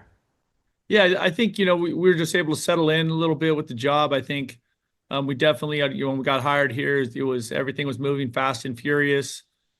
Retention of players, non-retention, transfer portal, the portal created by Jed, then the post-spring ball portal, and kind of fighting through that uneasy time. I've said it a bunch, over the last year. I think that first year we were just begging everybody to stay. And I just think it was a bad kind of foundation to build a football program on. And really, when we came out of that first season, we just boiled it down to we want guys that love the U of A, that love football, and who want to be here. And that was a good starting point for us with last year's team. Well, one of those guys is Noah Fafita, coming off a great season, and it's maybe surprising for some to find out that this is going to be just the first time in his college career to have the same offensive coordinator in back-to-back years. What stands out to you about Noah? Oh, shit, there's so many things. This young man is special in every way, and I think we're incredibly fortunate at the U of A to have a Heisman caliber candidate returning at quarterback with this team. He's been raised by incredible people. His parents, Les and Winona, are just outstanding. Now we have his little brother playing linebacker for us, and he's a stud. But Noah's one of those guys who shows up every day for everybody else. He's incredibly unselfish. He doesn't ask for anything in return. He loves to be coached. He loves to learn. He's not afraid to lead. He's not afraid. He's incredible in the community. I mean, I don't know how many first-team all-conference quarterbacks are still coaching the same, next-level flag football team they started coaching when they were a freshman, but Noah does. Wow. You know what I mean? And he wins it every year. He wins the whole thing every year. It's so funny. It doesn't surprise any of us that know him, but he's an outstanding human being. I love him. I'm so glad he's an Arizona Wildcat, and we're so fortunate that he continues to choose Tucson, continues to choose U of A, continues to choose this program and this team. Has he been like to you, like, hey, we run some of this stuff at the flag football level, like maybe we should implement it here? Has he tried to get you to run some of his plays? No, he's not like that. But it is really fun. I think when you have a mature player like Noah, the conversations between him and our coaching staff are really high level, and that's a lot of fun. And I think it's also a great example for our other quarterbacks in the room, because they can sit there and look at him, and they all want to be all conference. They all want to be play on the level of consistency that Noah is. And so it's great having him in there to show them how to prepare, how to learn, how to be coached, how to attack practice, how to attack the off season. That he is really special. You guys played a brand of football that wins in the Big 12. You were physical, you ran the ball well, and you defended, especially in the secondary. And I'll ask you about that coming up. But starting a new season, how do you sort of reestablish that physical presence and identity? Well, I think it speaks to just how hard we attack the off season. I think your toughness is built in the weight room, and I know Coach Carroll and that strength staff does an incredible job building that. And our players have been fantastic attacking that part of it. And then does it translate into spring practice? And how much physicality can we get in spring practice while still protecting our team and making good choices about who's out there? But that's one of those things that's kind of an everyday choice for us, how we structure practice. What's going to be physical, what's going to be teach, what's going to be full speed, all those things. And so far, we're off to a great start that way. Obviously, we have a lot of good players that we need to replace. But we've also got a core of good players who have an understanding what red line looks like and what the standard is here. Yeah. Have you taken and fielded calls from NFL executives about Dalton Johnson and Genesis Smith and Trey Stukes? Sure. Like tons and tons and tons. I mean, we're so excited about those guys and just kind of how they performed at the combine. I'm one of those guys that believes that their film in the Big 12 speaks for itself. Their film over their careers speaks for itself. They are so productive. And they were such great dudes. And, that part of it is really, really neat. And I know those guys all did a great job at the combine. They did a great job with their interviews. They've done a great job, at the pro day here. So I think we're going to be really excited. We're going to be really excited for them, and they're going to be really excited on draft day. Yeah, the eye in the sky does not lie, they say. So it's probably a good idea to be looking at that film. I mean, your secondary, to me, was the backbone of the success of the team last year because of not just how physical they were, but also their ability to generate turnovers. They were relentless. How do you get that again with a new group? No, absolutely. We got a lot of guys we need to get up to speed there. But we feel great about some of the pieces that we've added. And I think, I have faith in Coach Viney. I have faith in Coach Arcee. And then, just overall schematically, I know Danny G is going to put us in a good spot to play good defense. And so the players believe in it. And, as long as our effort is there and we have a great understanding of what we're trying to do schematically, I think we'll be able to execute at a high level. Is there a specific profile you're looking for at corner specifically or in your secondary? I mean, I would like to say if you're a Top Gun fan, it's classified. I could tell you, but I'd have to kill you. No, but no. I think I could guess some of the profile, right? I mean, you're looking for long, lanky corners.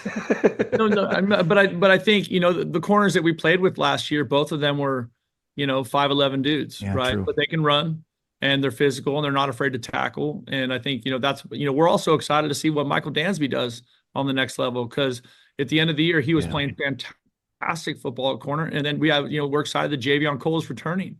So there's a lot of good stuff there.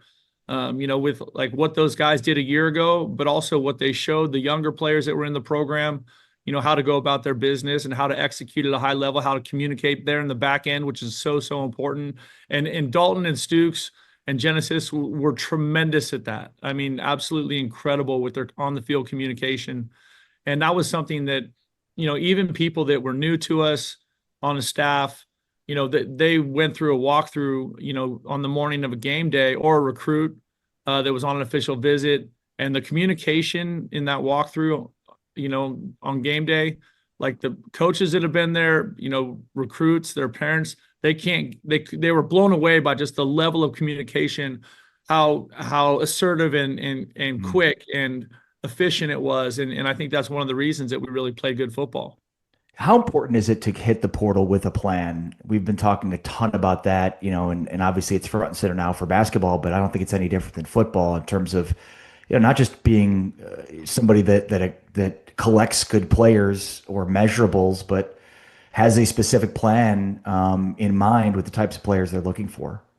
Well, I think the interesting part about that is it changes so much every year, right? Because you get to the end of the season and you don't really know what's coming back, like who's going to leave, who's going to stay, right? You hope they all stay. And we've been really, really, really fortunate that way with most of our high level players choosing to stay. And so we feel good about that, but it is challenging because it is different. And, my hope is here at the University of Arizona that we can continue to use the portal to like fit in holes that we feel like we need help at.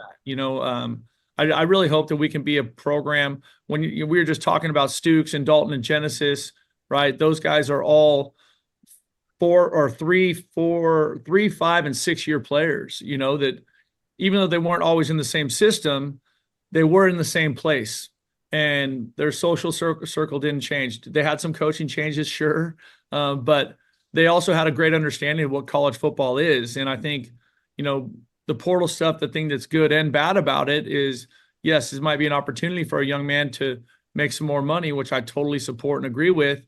But at the same time, there's a trade-off there. And they might lose a little bit of the continuity. They might lose a social environment that was healthy for them. They might lose a team, culture that was really, really positive for their development. They just don't, they don't know if they keep, changing universities. So, like my hope is that as we look at the portal and as we continue to build this program at the U of A, is that we can have high school kids that grow and develop in our program, in our culture with this team. And that gives us, a foundation of good players that's ready to play the kind of football we want to play. Speaking of the portal, I love what you guys did when we ranked the best portal additions by position. Arizona routinely showed up. And to me, it's a good balance of guys that have produced this level. Malcolm Hartzog, a Nebraska guy that's produced the Big Ten. He's had some injury issues, but when he's been on the field, he's been very productive. Cole Rusk, another guy. But then you also, you weren't shy about going into the group of 5 with Cam Chappa and Tyrese Boss. So I'm hoping you could just shed some light on, again, some of these guys that you brought in and are now participating in spring. It's interesting. I think the portal thing is so unique because the courtship is very, very short, right? It is speed dating. Yeah, it really is. You get to know a kid. He comes on a 24-hour visit. And for us and our staff and our players, it's really, how does it feel with having those guys around? How do they feel? How do they vibe with our team? How do they vibe with our coach and staff? What's the interaction like between me and them and their family? What's that interaction like with our coaches when they talk football? Like, those are all the things that we're trying to assess in terms of the fit. And if it's a good fit, we don't care where they came from. You know what I mean? It doesn't matter. There's good football players everywhere. Just look on any NFL roster. They're from all over, every school, every level. You know what I mean? So we're just trying to find the guys that are the best fits for Arizona football, the best fits for our culture, the best fits for our team. Weekend, as you mentioned at the start, in spring football, have you evolved over the years in your thinking about how to handle spring football, and what do you look to get out of spring football?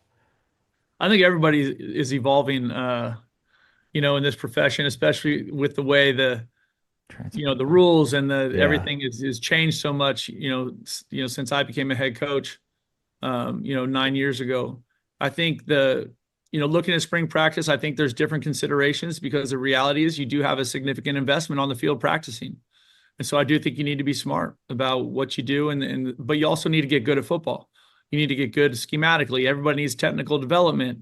And so there is a lot goes into that, a lot of conversation with your strength staff, your training staff, your coaching staff. Hey, how do we best use this time to get our team ready to play the kind of football we want to play? And it is tricky. It's not an easy answer. I don't think there's no cookie cutter way to do it. You know what I mean? But I feel like we've got great work. We're halfway through spring practice. Our players are attacking the work. We're having fun out there. We're getting after each other. It's been a lot of fun. So I'm optimistic. And I think I'm optimistic about our plan and how we're approaching spring ball. But I think it's definitely evolving. I think everyone's changed. I mean, look at how spring games have changed so much in the last 5 years versus what they were before. I think that's just a reality of kind of the state of college football right now. Well said. Last one, and that's back to Fifita here, who is such a unique person and talent, and you see it every day. I've been able to see it a little bit from afar, but he really is a unique person. What's the next step in for him? How does he get to becoming an NFL quarterback? What are the things he needs to do this year to prove that he could be an NFL quarterback? I think he needs to just keep on the path that he's on, which has really been, constant development throughout the course of his career. I think those, at that position, that the more you play, the more snaps you take, they stack, they accrue, right? And that experience I think it's going to help him continue to be a great decision maker, continue to be able to make the throws he needs to make. And I think the one thing about Noah is don't doubt him. Don't doubt that young man. People have been doubting him all his life, and all he does is keep kicking ass every time he steps on the field. And that's why we love him. Yeah. That Block A, man, it's been all over the place. The Final Four, 9 wins for Arizona football. Arizona tennis is on a heater right now. They're rocking and rolling in Tucson. Brent Brennan, thank you so much for taking some time for us. Be well. Take care. Hey, thanks a lot for having me. Bear down.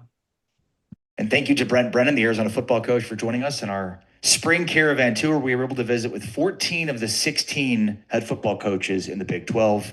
And excited to visit with all 16 of them in just a few months at Media Days. This is Big 12 Today on Big 12 Radio. We are presented by Modelo, heard on TuneIn, watched on Big 12 Studios.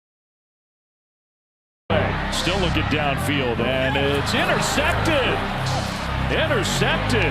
Trayden Stukes, first of all, made a great play to pick that one off. Be successful. Picked up the blitz. Salter's in trouble. The game is really moving too fast for him right now. Stukes again comes through to get him on a loss of 2. He's got time. His pass to the sideline is intercepted. Trayden Stukes with a purloined pigskin. Robertson has to check it down. And again, Arizona is there to crunch it. Trayden Stukes leads the defense. Johnson is hit, and he is dropped. Trayden Stukes was shot out of a cannon. He's ready to pressure because the safety got him capped. And what's he do? Runs through the back and gets to Avery Johnson. Sawyer Robertson looking for the lead. Intercepted instead. Trayden Stukes on his senior day.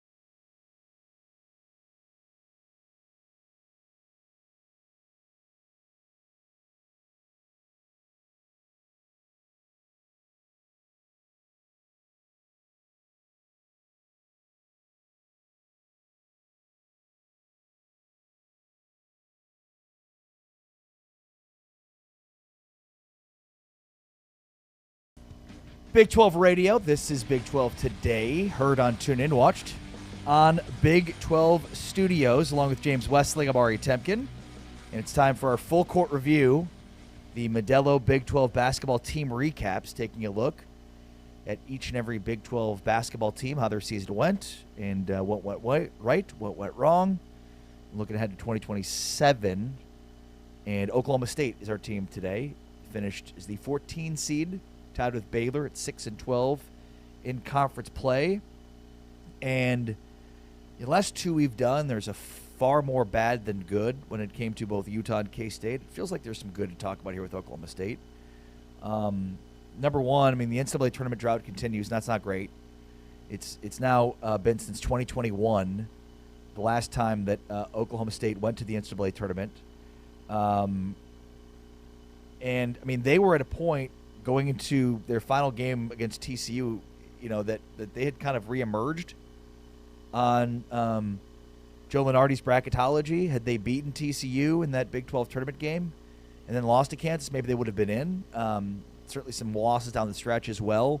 Like, they were a team that was in it, James, and it felt like they were maybe a few big wins away from getting a tournament bid. So they were close, oh so close, but doesn't work in terms of, you know, a business of success being defined by NCAA tournament appearances. Yeah, I mean, to your point, this is a program that's only been to one of the last 9 NCAA tournaments, and such a rich history at Oklahoma State. They were a basketball school before they were a football school, with all those great Mike Gundy teams, back-to-back NITs, a 20-win season.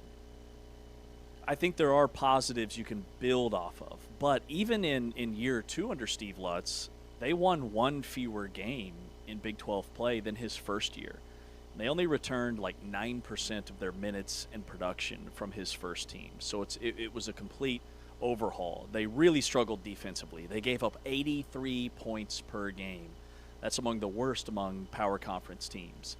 And they started 4-4 in Big 12 play and then went 2-8 the rest of the way. And I'm trying to figure out, why has Oklahoma State had so much success in the non-conference and even the postseason in the NIT the last 2 years? Because they made a deep run last year, won a couple of games this year, but they've still really struggled in Big 12 play. The benchmark for this year, I think, needs to be 8, 9, 10 wins to see real progress in year 3 under Steve Lutz. Maybe be a tournament team in year 3. I think that's definitely the expectation. But they've had a lot of guys enter the portal, just like last year. You know, 5 guys, their top 5 potential returners are all in the portal.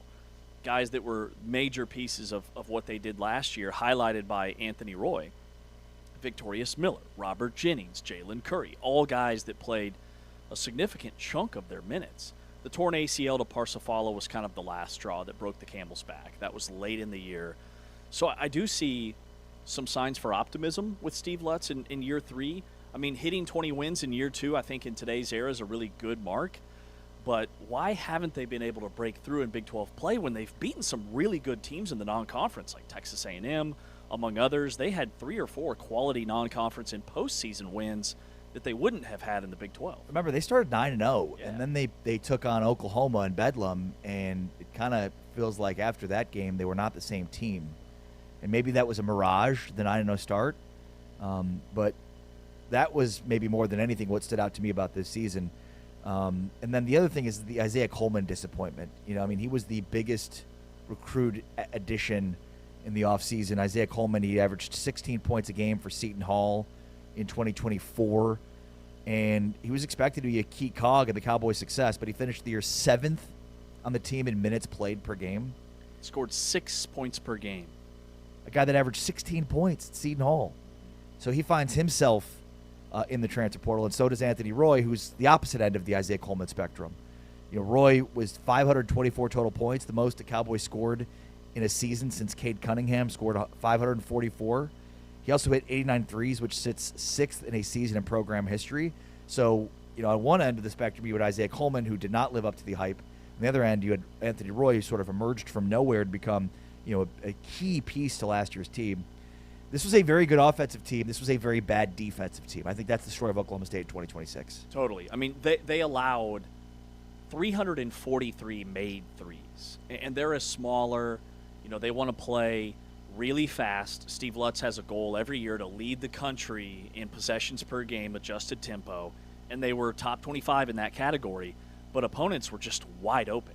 I mean, opponents hit more threes than any Oklahoma State team has allowed since 2007. So we're talking about a 20-year run. The defense was historically bad, and that's 2 years in a row where they've struggled on that end. And I think this style of play, while it's fun to watch and they're in every game, when you get to the meat and potatoes of Big 12 play, they're missing out on some potential wins because of their lack of physicality. Like, they lost 2 heartbreakers to TCU, one in overtime at home. The other one, TCU ended the game on like a 10-0 run to win it. So they're so close. And that's back-to-back years where they've done some really good little things and picked up some quality wins. And it's back-to-back years where they've come out in the non-conference and looked really good. Like, they had wins over Texas A&M. They had wins over Northwestern. Grand Canyon, who's a solid mid-major. They had beaten Oral Roberts by like 25, and I thought would beat Oklahoma. And then after that loss, they just kind of faltered. So the positive for Oklahoma State is that this is back-to-back years where they've had really solid high school recruiting classes. They've got Latrell Almond coming in. He was a McDonald's All-American. He's a top 25 player. According to ESPN, he's a consensus top 40 recruit across the board. He'll be the highest-rated freshman that they've had since Cade Cunningham.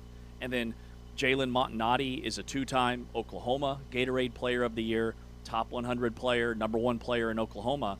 And then Parker Robertson is the number 8 rated recruit in the state of Georgia. So I love what Steve Lutz is trying to do, hitting the high school level really hard, back-to-back years, like I said, of really productive guys. But can he get them to stick around? Yeah, it's a great point. So let's start first with the three-point defense. 343 per season in a 35-game season is basically 10 per game, which is insane. And I think, to your point, it speaks to they want to play fast pace, but you're going to have to be better defending, because what shows up is the faster you play, the more opportunities the opposition has to shoot threes against you. And then, the non-conference. They went 12-1 in non-conference play. So, like, the conference play has been the issue, and maybe, again, the style they play with, not exactly conducive to playing in this conference. At least that's what 2 years of evidence shows me. But, to your point, they've now packaged 2 really good recruiting classes back-to-back. I think Oklahoma State is the number 2 recruiting class in the Big 12. And so, yeah, I mean, Almond and Montanati and then Robinson. Robinson comes from Overtime Elite. They're all 4-star guys. Almond's the top 1, McDonald's All-American. He's 6'8", 225 pounds, out of Richmond, Virginia. The number 25 player nationally according to Rivals, 35th according to, 24th according to 24/7, and 34th according to ESPN. So, and then that on the heels of a pretty good recruiting class last year. As long as they keep those guys, you talk about a pretty good freshman and sophomore class that could be major contributors for Steve Lutz's team in 2027. Absolutely, and I'm looking at guys that are expected to be back. Kanye Clary is the point guard, who's their number 1 rated player, and is the one guy that's not in the portal. He'll be a veteran point guard if they can retain him. And then 157 assists on the season for Cleary, and he averaged 11 points per game. Yeah, really good player. Ryan Crotty is a guy that was a top 100 recruit out of high school. He wasn't ready last year. He played in a lot of games, but only scored about 2.5 points per game. He could be a major piece for them in his sophomore year. Like, that is a major guy that another year developing in the program. He's a sharpshooter, like one of the best pure shooters in the conference.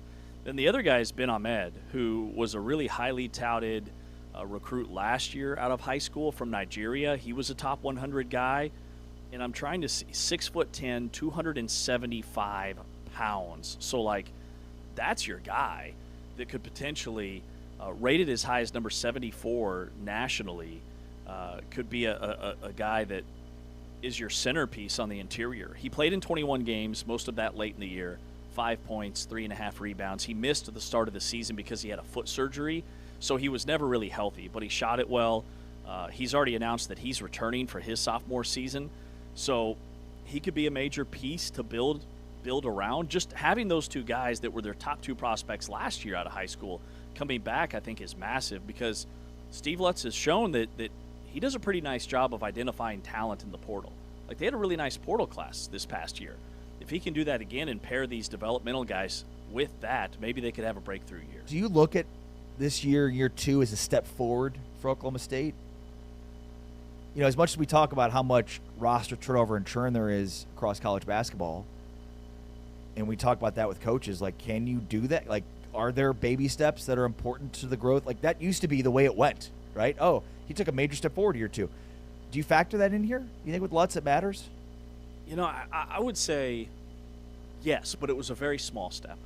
You know, they won one fewer game in Big 12 play. Now, you could argue that their schedule was tougher this year based off of just how strong the league was. And remember, you're playing 2 less games. So 7-13 and 6-12 is like splitting hairs.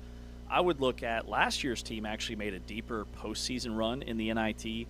This year's team only won 1 game. But because, you know, this year's team, I mentioned the 3-point loss to TCU. They had a 5-point loss to Houston, a game they were in. They had an overtime loss by 7 late in the year against TCU. They actually lost 3 times to TCU, all of them by 2 or less possessions. So there's 3 of those 12 losses right there in conference play. So I would say they looked more talented to me this year than last year. They just weren't as connected, and that's something that, you know, Steve Lutz will have to address this offseason as he attacks the portal. But if Kanye Clary comes back, that's already a much bigger piece than anybody that came back last year, right? And if Crotty comes back and Ahmed, who's already said he's coming back, those are pieces that didn't come back last year. They already have way more production returning for next season than coming into this past year if those guys do indeed come back, which all indications would be that they are. Yeah, and look, I mean, you know, I think when you look at, I mean, this year they were, you know, top 40 in KenPom offense, but 125th in KenPom defense. In Steve Lutz's first year, they were 148th in KenPom offense and 72nd in KenPom defense. So their defense was better year 1. Wasn't great, but still top 100, top 90, top 80, top 75, right? I mean, so I think they're like, probably what happened last year was their offense was so bad that they overcorrected on the defense, didn't make it a part of their identity, really made it all about offense, and that led to this basically a total pendulum swing the other way. Yep. Yeah, from being a bad offense with a good defense to a good offense to a bad defense. Like 2 years ago, they led the Big 12 in steals. They were forcing a ton of turnovers. They were really scrappy and pesky. They just didn't have perimeter scoring. This past season's team, Anthony Roy, can score 20 a game, but he's not interested in playing defense. Same thing with Victorious Miller. And so those portal losses maybe could be a blessing by disguise in terms of finding the right type of guy that Steve Lutz wants. He wants speed. He wants tenacity on the perimeter. They trap a lot. They try to speed you up. But just giving up 83 points a game is way too much. Big 12 today on Big 12 Radio. We are presented by Modelo. Our full court series continues, recapping Oklahoma State's basketball season with our friend Eric Bailey from the Tulsa World. That's next. We get his thoughts on what we've just discussed in terms of what went wrong this season and what to look forward to into next season. Eric Bailey is next. This is Big 12 Today on Big 12 Radio.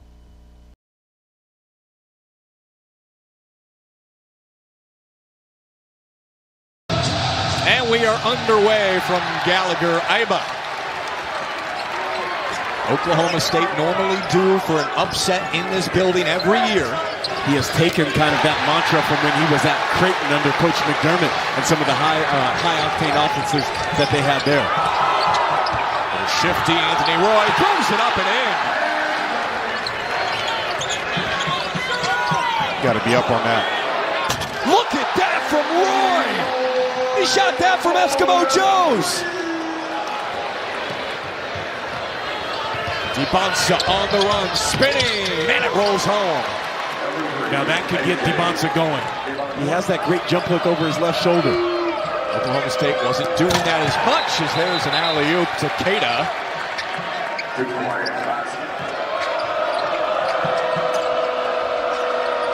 Now they go double team. DiBonsa splits it. Wide open, Saunders cashes in for 3. Bit of pressure there from BYU. Anthony Roy scooping for 2 and the foul. They sliced right through it.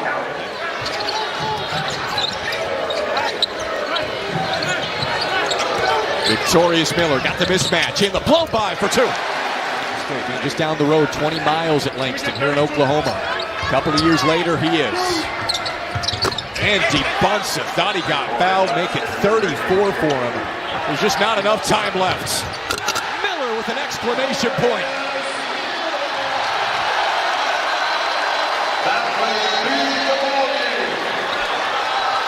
The Cowboys shock BYU in Stillwater.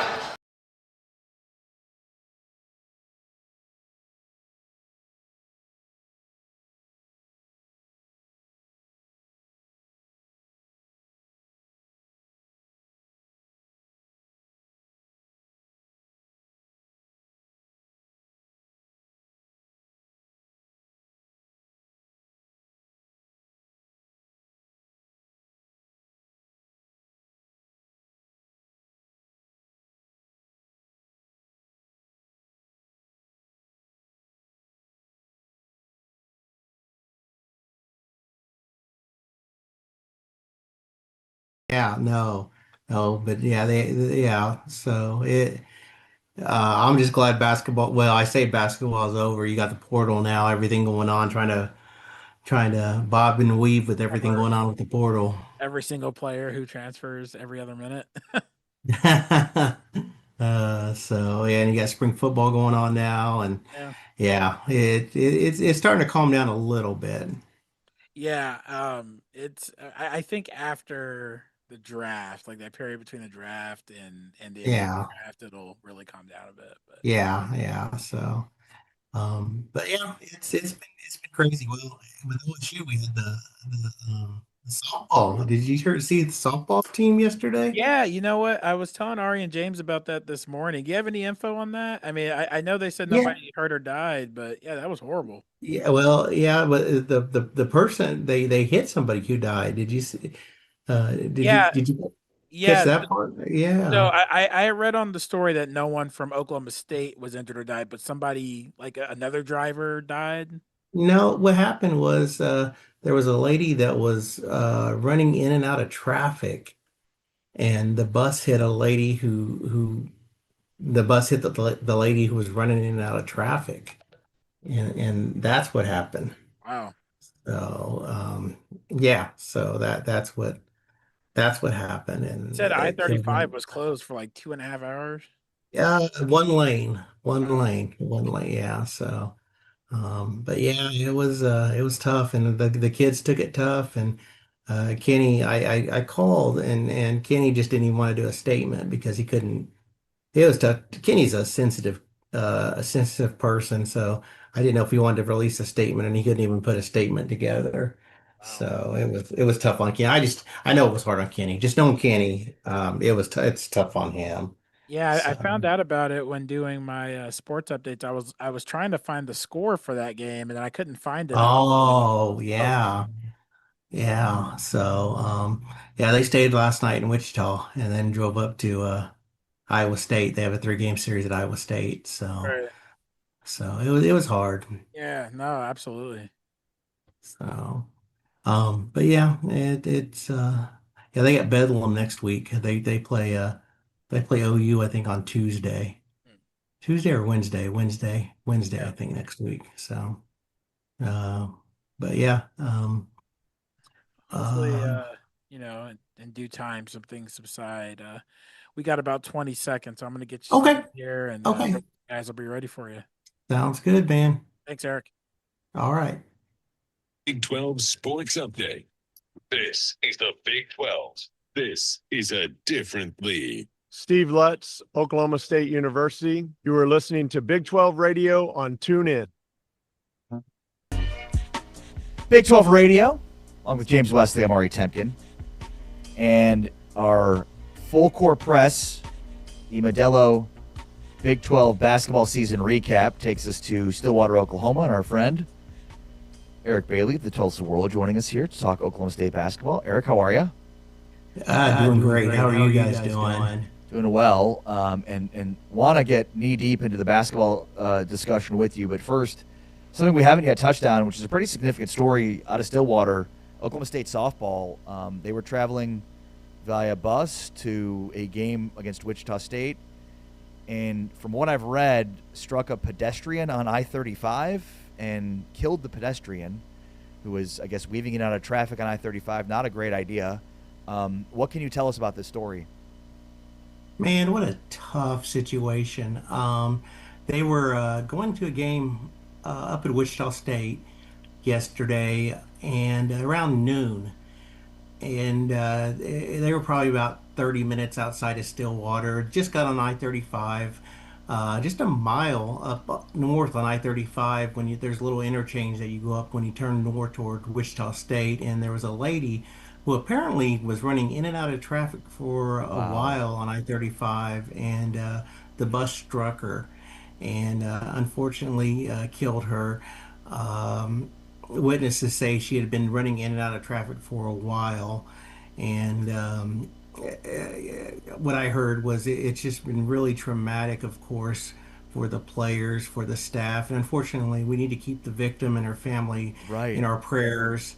And we need to keep, from what I've been told, it was real tough on all the players, of course, for the players and the staff. And I posted this on social media. Really, Kenny Gajewski, this has got to be really tough on him because he has to keep that team together. And Kenny, in getting to know Kenny, he's really a sensitive person. And he has to be strong for his team and his staff. He has to keep everyone together. I just can't imagine how tough and hard this is on him. And the driver, can you imagine being the driver and seeing, those buses, you see everything. Those buses, you've seen that all. And from what I've been told, they changed drivers right away. But to live with that and seeing that's got to be tough. So it's just a really, really unfortunate situation. They postponed the game from last night, of course, and the team stayed in Wichita last night, and they have a 3-game series in Ames, Friday, Saturday, Sunday. So they're on their way up to Ames now. But those kids, it's really bearing on them, and just keep them in your thoughts and prayers. Yeah, well said, Eric, and thank you for adding that they are going to play this weekend. That was going to be my question: is kind of what does the recovery look like mentally for that team as they try to unite with one another. When it comes to, our series today in Oklahoma State men's basketball, a lot of guys are in the portal just like everywhere else, but they also have, some key pieces that were very quick to announce that they're coming back. So what's the outlook right now? I really think, and this is the new normal. We're seeing teams across the country. We're seeing rosters come and go, and I think fans, they're getting used to it. They're getting people. They're getting to know who's coming back, who's staying. The shock value isn't there like it was last year. Oklahoma State fans saw players leave, and every day you just were shocked with people that left. I think that shock value is still. I think you're stunned now when some players announce they're leaving. You're not shocked like you were last year. I think you're more happy when you find players are staying rather than shocked when people are leaving. Oklahoma State learned that the players that are staying. I think when you learned that Kanye Clary is staying, that's a big recruiting get. And it is funny that you're recruiting players to stay now. And they learned that they're getting Ben Ahmed, the freshman center from last season, is staying. That's big for Oklahoma State.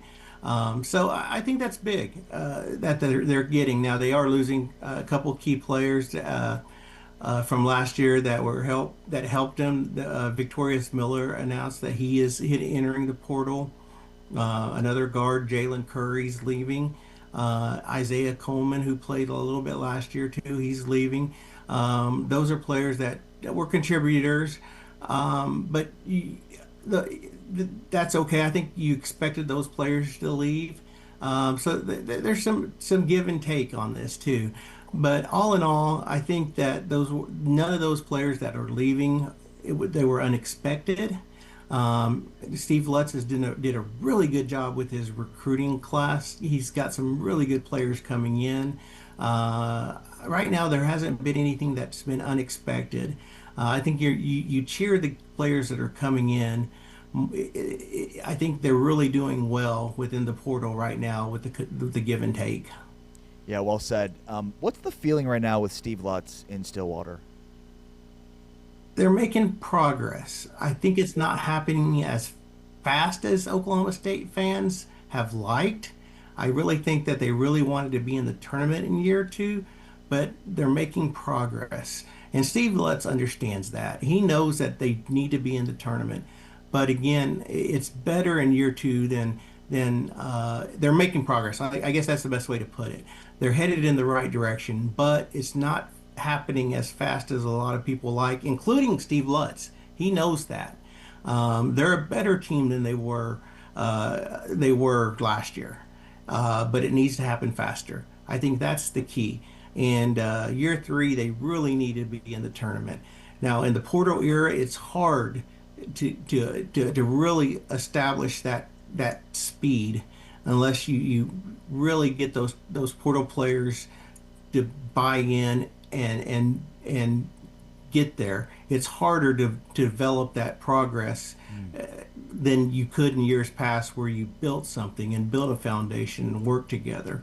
You got to build that faster with the team you put together. And that's the key. You got to really get these guys that you pull in, and when you do this, you got to build it faster. And I think a lot of coaches are learning that. But you got to give Steve Lutz credit for what he's done. When you put this combination, this recipe of players, when you put them together, you got to build it quick. And I think a lot of coaches are learning that. Eric, is there any buzz about players that might be taking visits to Stillwater that you've seen that are guys that are maybe on Steve Lutz's radar for this portal cycle? There's a lot of names out there. I mean, Steve Lutz has done a really good job. I mean, when you look at what he brought in last year and how he was able to get scorers, I think that's the big thing. There's a lot of names out there. What impressed me last year, let's talk about last year. What impressed me last year was he was able to get a lot of scorers on campus. He was able to bring a lot of scoring power to campus, and we saw that. I mean, they scored a ton of points this year. The key this year is to find more balance, because what hurt him when he brought a lot of scorers in, they were a really poor defensive team. I think there's an opportunity to go in there and find, this year he needs to find that balance, to find players that are a little better defenders. You kind of mix it up a little bit. You need to find that big man in there to really help kind of ease things a little bit. There's a couple of names out there. I can't say his name because I'm terrible with names. Supposedly they're bringing a center in from Kansas. Is it Flory Badunga? Flory Badunga. Yeah, from Kansas. They're interested in him. There's a shooting guard from Washington State, Thomas Sasterson. There's and then you go and you look at some of these other mid-major guys. There's a point guard from Merrimack. There's a Florida Atlantic guard. There's there's Sam Houston Ford. There's guys from across the country. You look at some of the big power four or the big schools, and then you go mid majors. You got to kind of spread out. And are you going to get all these guys? I don't know, but you got to spread your wings, and you can't focus on everybody, because you're not the only one looking for these schools or for these players. You have to spread out, because you're not gonna bat 1,000 with these guys. That's the key, because everyone's looking for the same thing. Fortunately for Oklahoma State, they did really good in the transfer portal last year, but they have to do well. They really do. And a key for Oklahoma State, what we saw last year, is, do they have the money? That's always been. We talked about it with football last year. Do they have the finances this year? We're going to find out. Yeah, well said. What do you think was the biggest factor to the not making the tournament this year for Oklahoma State, and is it fixable? I think the thing is it's getting those quality wins, getting those chances. And in Big 12, you do have those opportunities. They just need to stack more of them. They need to get those big wins, and they just weren't able to. And they were close in some of those games. But every night you play in the Big 12, you got a chance to get those big victories. You got a chance to beat those Houstons, to beat those Kansases. You get a chance. They did get a big one against BYU at home, but they weren't able to do that. And they need to do that. They need to find a way to get those big victories, and that's something that they weren't able to do. And I know Steve Lutz was getting tired of coming to press conferences and talking about being close. Well, it's getting over the hump and getting those big wins where the selection committee can come in and say, well, Oklahoma State has a chance to get it. They have these quad one wins, and that's the next step for Oklahoma State. And they need to go into March saying, well, we have these victories, and they need to go in there and say, we have this on our resume. Well, I love that Steve Lutz, after the Wichita State NIT loss, was very direct in that our goal is to make the tournament, and to do that, we've got to find guys that are more physical, tougher, defend and rebound every single night. So what that looks like to me is Oklahoma State's going to have a complete overhaul, most notably on the front line. Mm-hmm. Yeah, and that's something, I like Steve Lutz a lot. I really, really do. And he makes no excuses. There's been 3 or 4 press conferences where he says, guys, we got to look ourselves in the mirror. And when he starts a statement like that, that tells you a lot about accountability. And he says, it's not just players, it's coaches. And that always impresses me. And he says, we got to be tougher. It's not just want. We got to have that need to. And that always impresses me. And that's it. It's toughness. He says, we got to be tougher. And he sees that. He understands that. And that's always impressed me about Steve Lutz. He's really, really good at that. And I'm just impressed with him as a coach. And he's a winner. He's won everywhere he's been.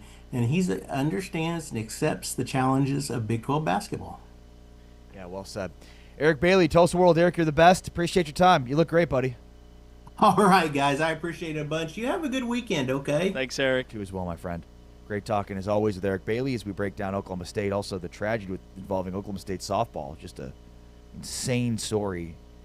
And, and for Kenny Gajewski and that crew, you hope they're able to overcome this, because that has to be emotionally, can't even imagine. Yeah, getting the details from Eric there, it was just outside of Stillwater when they popped onto I-35. That is a very, people are driving very fast on that highway, and a pedestrian that's weaving in and out of traffic, crossing the road, something's off there. Incredibly sad story. And I'm a little surprised that Oklahoma State is playing their series this weekend against Iowa State up in Ames. I thought maybe the Wichita State game wouldn't be the only one that was postponed. I can't imagine what that program is going through. But sometimes an event like this can really unite a team. And everything that they're going to have to work through together, leaning on one another. That's James Wesley. I'm Ari Tepkin. It's Big 12 today. Big 12 radio on the way next. In the final whistle, vanilla or chocolate? It's a major question right now in college football. You'll understand why next. It's Big 12 today, presented by Modelo. Heard on TuneIn, watched on Big 12 Studios.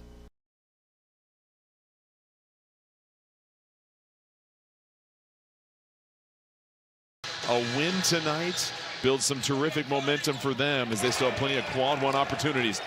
A scrumble right after the opening tip, and that three way off in the corner for Laureate. Transition, Don Coleman closes the lid. Tough open. Ronnie on him. There's the quick cross to the left. Oh, it's automatic.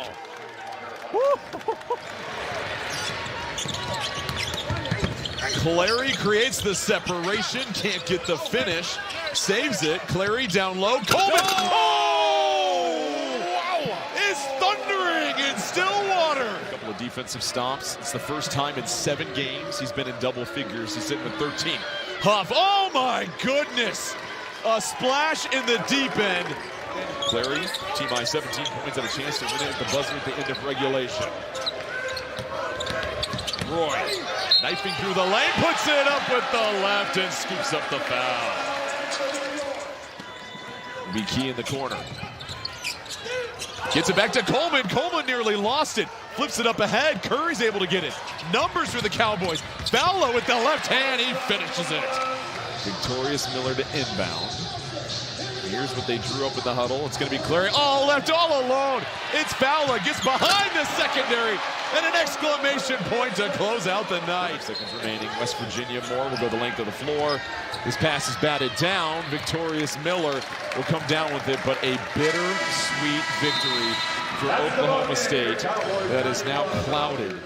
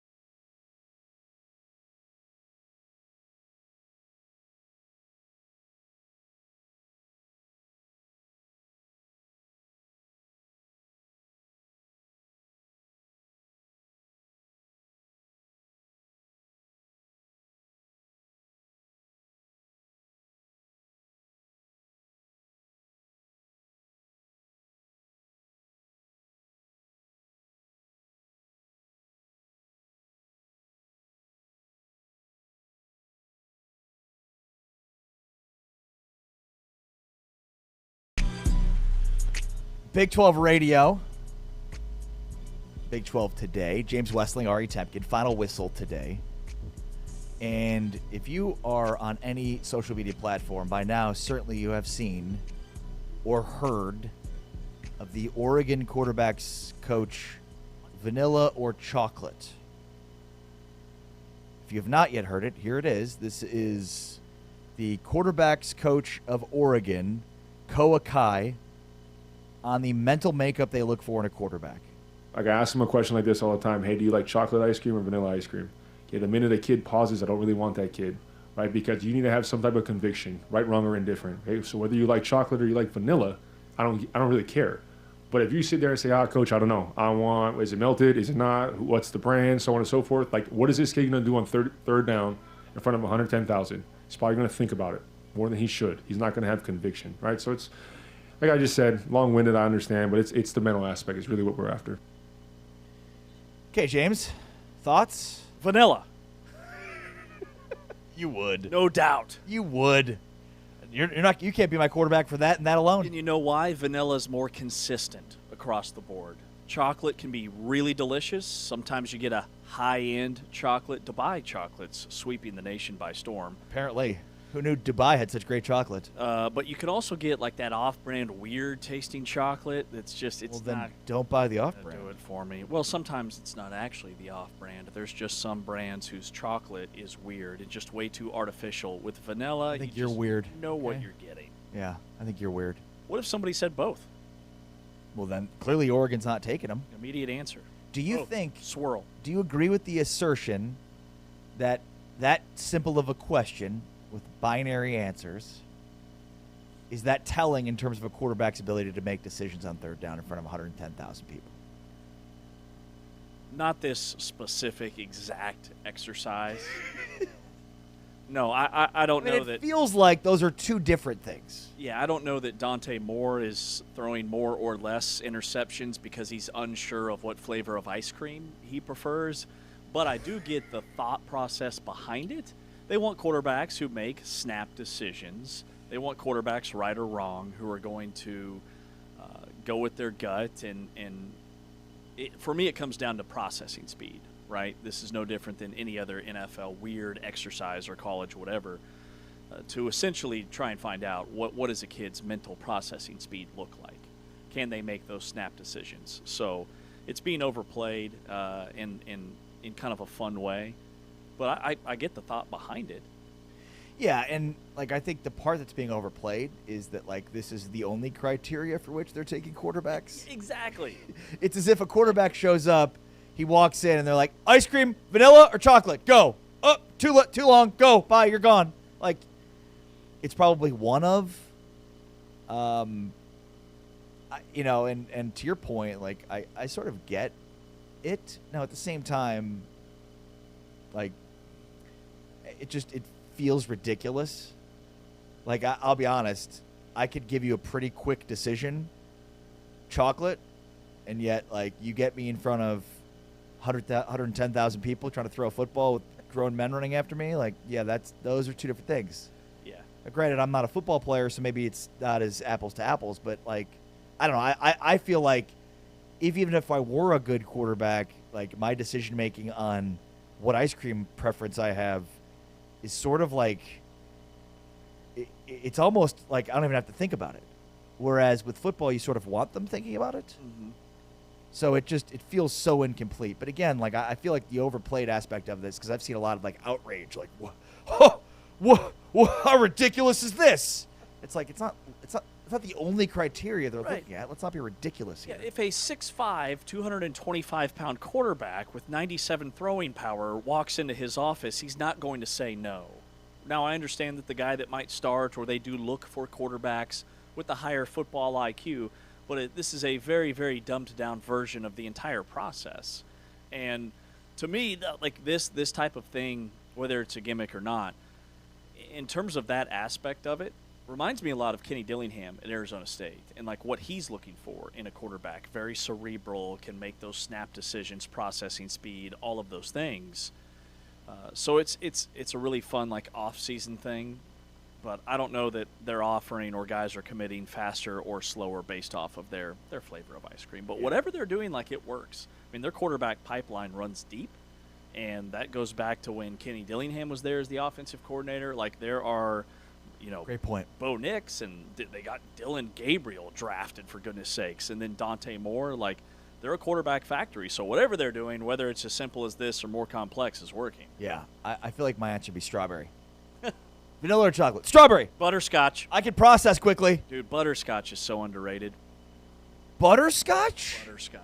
Big. No, I'd say butterscotch is properly rated as being horrible. You don't like butterscotch? No, I'm not 90, James. You don't have to be 90 to appreciate butterscotch.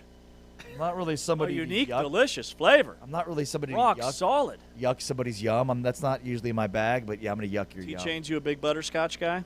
I don't think it's horrible, but it's not my go-to. I feel like you either love or you hate butterscotch. I've never met somebody who's like, meh, it's all right, right down the middle. Like, if I'm at a party and I'll eat some, but, like, I'm never going to get What it on party are you at where they're like, would you like some butterscotch ice cream? You know, we only have two options, vanilla and butterscotch. Which one would you like? Easy answer there. Vanilla. Yeah. Chocolate or butterscotch, Taman? Chocolate. Butterscotch or butterscotch, Damon? Vanilla. Do you have any issues with... Hang on, I'm trying to get some more information about butterscotch. Like, what a unique flavor. Where did that come from? What is butterscotch? All right, the core ingredients are brown sugar. I told you I'm an excellent researcher. Brown sugar. You are, or your salt, AI assistant and is. vanilla. The origin is debated. Butter is pretty... The origin? Yeah. Scotch may refer to Scotland or to the verb to scotch, meaning to cut or score the candy. So it's basically just brown sugar. Yeah. It's Why does it taste so bad? Sometimes it's infused with caramel, but the difference is, you know, essentially, yeah, whether it's like a hard candy or an ice cream, that's where caramel enters the chat. See, I think of it as a hard candy, and in that way, I'm out. And I I guess love- haven't had butterscotch ice cream. I love brown sugar, so that makes sense. How why come it tastes so good? I'm a butterscotch fan. Yeah. Woo! Thank you. Do you have an issue with Troy Aikman sharing insider information with the Miami Dolphins? Yeah, I don't think that's cool. So, if you missed this, the longtime Cowboys beat reporter Clarence Hill, who's with DLLS now, he spoke with Troy Aikman this week, and basically that Aikman said that Miami was quote unquote wise to hire him to essentially funnel information to him that he learned as a broadcaster. Quote, I think the Dolphins were wise in understanding my relationships around the league and knowing that I have information that they don't have or can't get. And I think they were smart in taking advantage of that, whether it was through me or through somebody else. The Cowboys have never elected to do that, at least with me, you know, maybe they have with others, end quote. So Aikman has never missed an opportunity to rip Jerry and the Cowboys. He does it all the time. In fact, when I was hosting Cowboys Pre and Post, we would routinely talk about Troy Aikman's comments about the Cowboys during games because he was constantly ripping the Cowboys. In this case, he basically was ripping the Cowboys by lifting up the Dolphins for saying they made a wise decision, but in doing so, pointed out a very, very peculiar, I guess, job that he has. Yes. I mean, how is this not a bigger story? The Dolphins hired him as a consultant? Yeah. He's covering all 32 teams? That is a major conflict of interest. Well, and what's really interesting is he made a huge stink this year about Caleb Williams blowing off his one-on-one. I wonder if Caleb got wind of this happening and then recognized that he didn't want to feed information to this guy that was then going out and turning and misusing the information. I would imagine this is going to change a lot of the dynamics of Monday Night Football. I mean, if I'm a team, especially the AFC East, that's competing against the Dolphins, like I don't know. Yeah, I'm not. You're preparing for a game, and I'm not going to give you anything. Right, and like Tom Brady, his dual life as an NFL owner and broadcaster kind of opened the door. But they told him, hey, you can't be in these meetings. And keep in mind, Miami, the Dolphins are the same organization that actually lost 2 draft picks for improper contact with Brady while he was under contract with New England 2 years ago or 3 years ago, whatever I should say. So, like, this pattern of behavior isn't new for the Dolphins, but for Aikman to just put this out there like that, and then you've got Matt Ryan. Like, Matt Ryan quit his seat trying to keep both, and he's just putting it out there like, stop me. Yeah, this is wild, man. And again, I wouldn't meet with him either. Yeah, like, I love, too, that, like, Aikman in the middle of, like, trying to rip the Cowboys basically just told the world that he's sharing information that he gets, you know, from teams to prepare for Monday Night Football broadcasts, turning around and then selling them to the Dolphins. I can't believe how unaware that makes him sound. Yeah. Like, how did you not recognize? What was his actual comment? Like, did it just kind of slip out? No, so the quote is, I think the Dolphins were wise in understanding my relationships around the league and knowing that I have information that they don't have or can't get. And I think they were smart in taking advantage of that, whether it was through me or through somebody else. Do you have it? All right, let's hear it, Taman. I don't know. I think the Dolphins were wise in understanding my relationships around the league and knowing that I have information that they don't have or can't get. And I think they were smart in taking advantage of that, whether it was through me or through somebody else. The Cowboys have never elected to do that, at least with me. You know, maybe they have with others, but no, I don't feel there's a conflict. But I will say I'm pulling for the Dolphins, and I know that because now I have something at stake, and I think they hired two really talented, wonderful people, and I think that's going to prove itself out. Now, 26 is going to be a tough season because of the cap that took a big hit when they let Tua go, but. Time will tell, but yeah, I'm pulling for him. I want to see him do well because I feel like my fingerprints are on it as well. Well, the Cowboys didn't linebacker. Then you going to trade Jordan Brooks to the Cowboys? What? Love Clarence. The laugh is so great. Clarence has such an iconic laugh. Yeah, right. Like, how unaware. I don't see it as a conflict. But yeah, I'm rooting for the Dolphins. I'm pulling for the Dolphins. I'm sharing insider secrets with the Dolphins. This blows my mind. It blows my mind. Like, how do you not see that this is a problem? And if you're Troy Aikman, maybe you need to come out and clarify. Be like, hey, what I meant is I help them with the expertise that I have on the quarterback position. Because this makes it sound like, yeah, I gather information in my meetings with coaches from other teams, and then I send it off to the Dolphins. Yes. I mean, this sounds like he's emailing them the game plan. Like his broadcast notes. This is wild. Yeah, absolutely wild. You wrote down something about sarcasm on Twitter, sorry. Oh, yeah. Sarcastic I should do better at leading. I feel like every time I do this, Final Whistle, we have like a grab bag of topics. And I feel like every time you put something in there, and I'm like, I don't know how to set you up for this, so just go. Go. Sometimes we just go, no, just sarcastic tweets. We can get more into this on Monday, but personal favorite. Did you see the St. Louis big man had a very sarcastic tweet about his coach saying that he would never play for that man, and fans were just outraged by it. And then all this stuff with Mike Vrabel, there's some bangers that I'll share with you more later on. Yeah, absolutely. People who don't get sarcasm are hilarious to me, especially on social media. Yes. Like, take everything that is said on social media as 100% gospel and and recognize there's absolutely no sarcasm whatsoever. And the St. Louis kid, he even has like 5 emojis. Like, it's very clear that he doesn't actually hate his coach. He's been with him for 4 years. James Wesley, Ari Tepkin, a big thank you to Anthony Smith, our producer with Big 12 Studios, to Taman Turner, T. Chains, our producer here with Tune In. Thanks to James. I'm Ari. It's Big 12 Today, presented by Modelo, heard on Tune In, watched on Big 12 Studios. We're back tomorrow, but for now we're out. Peace.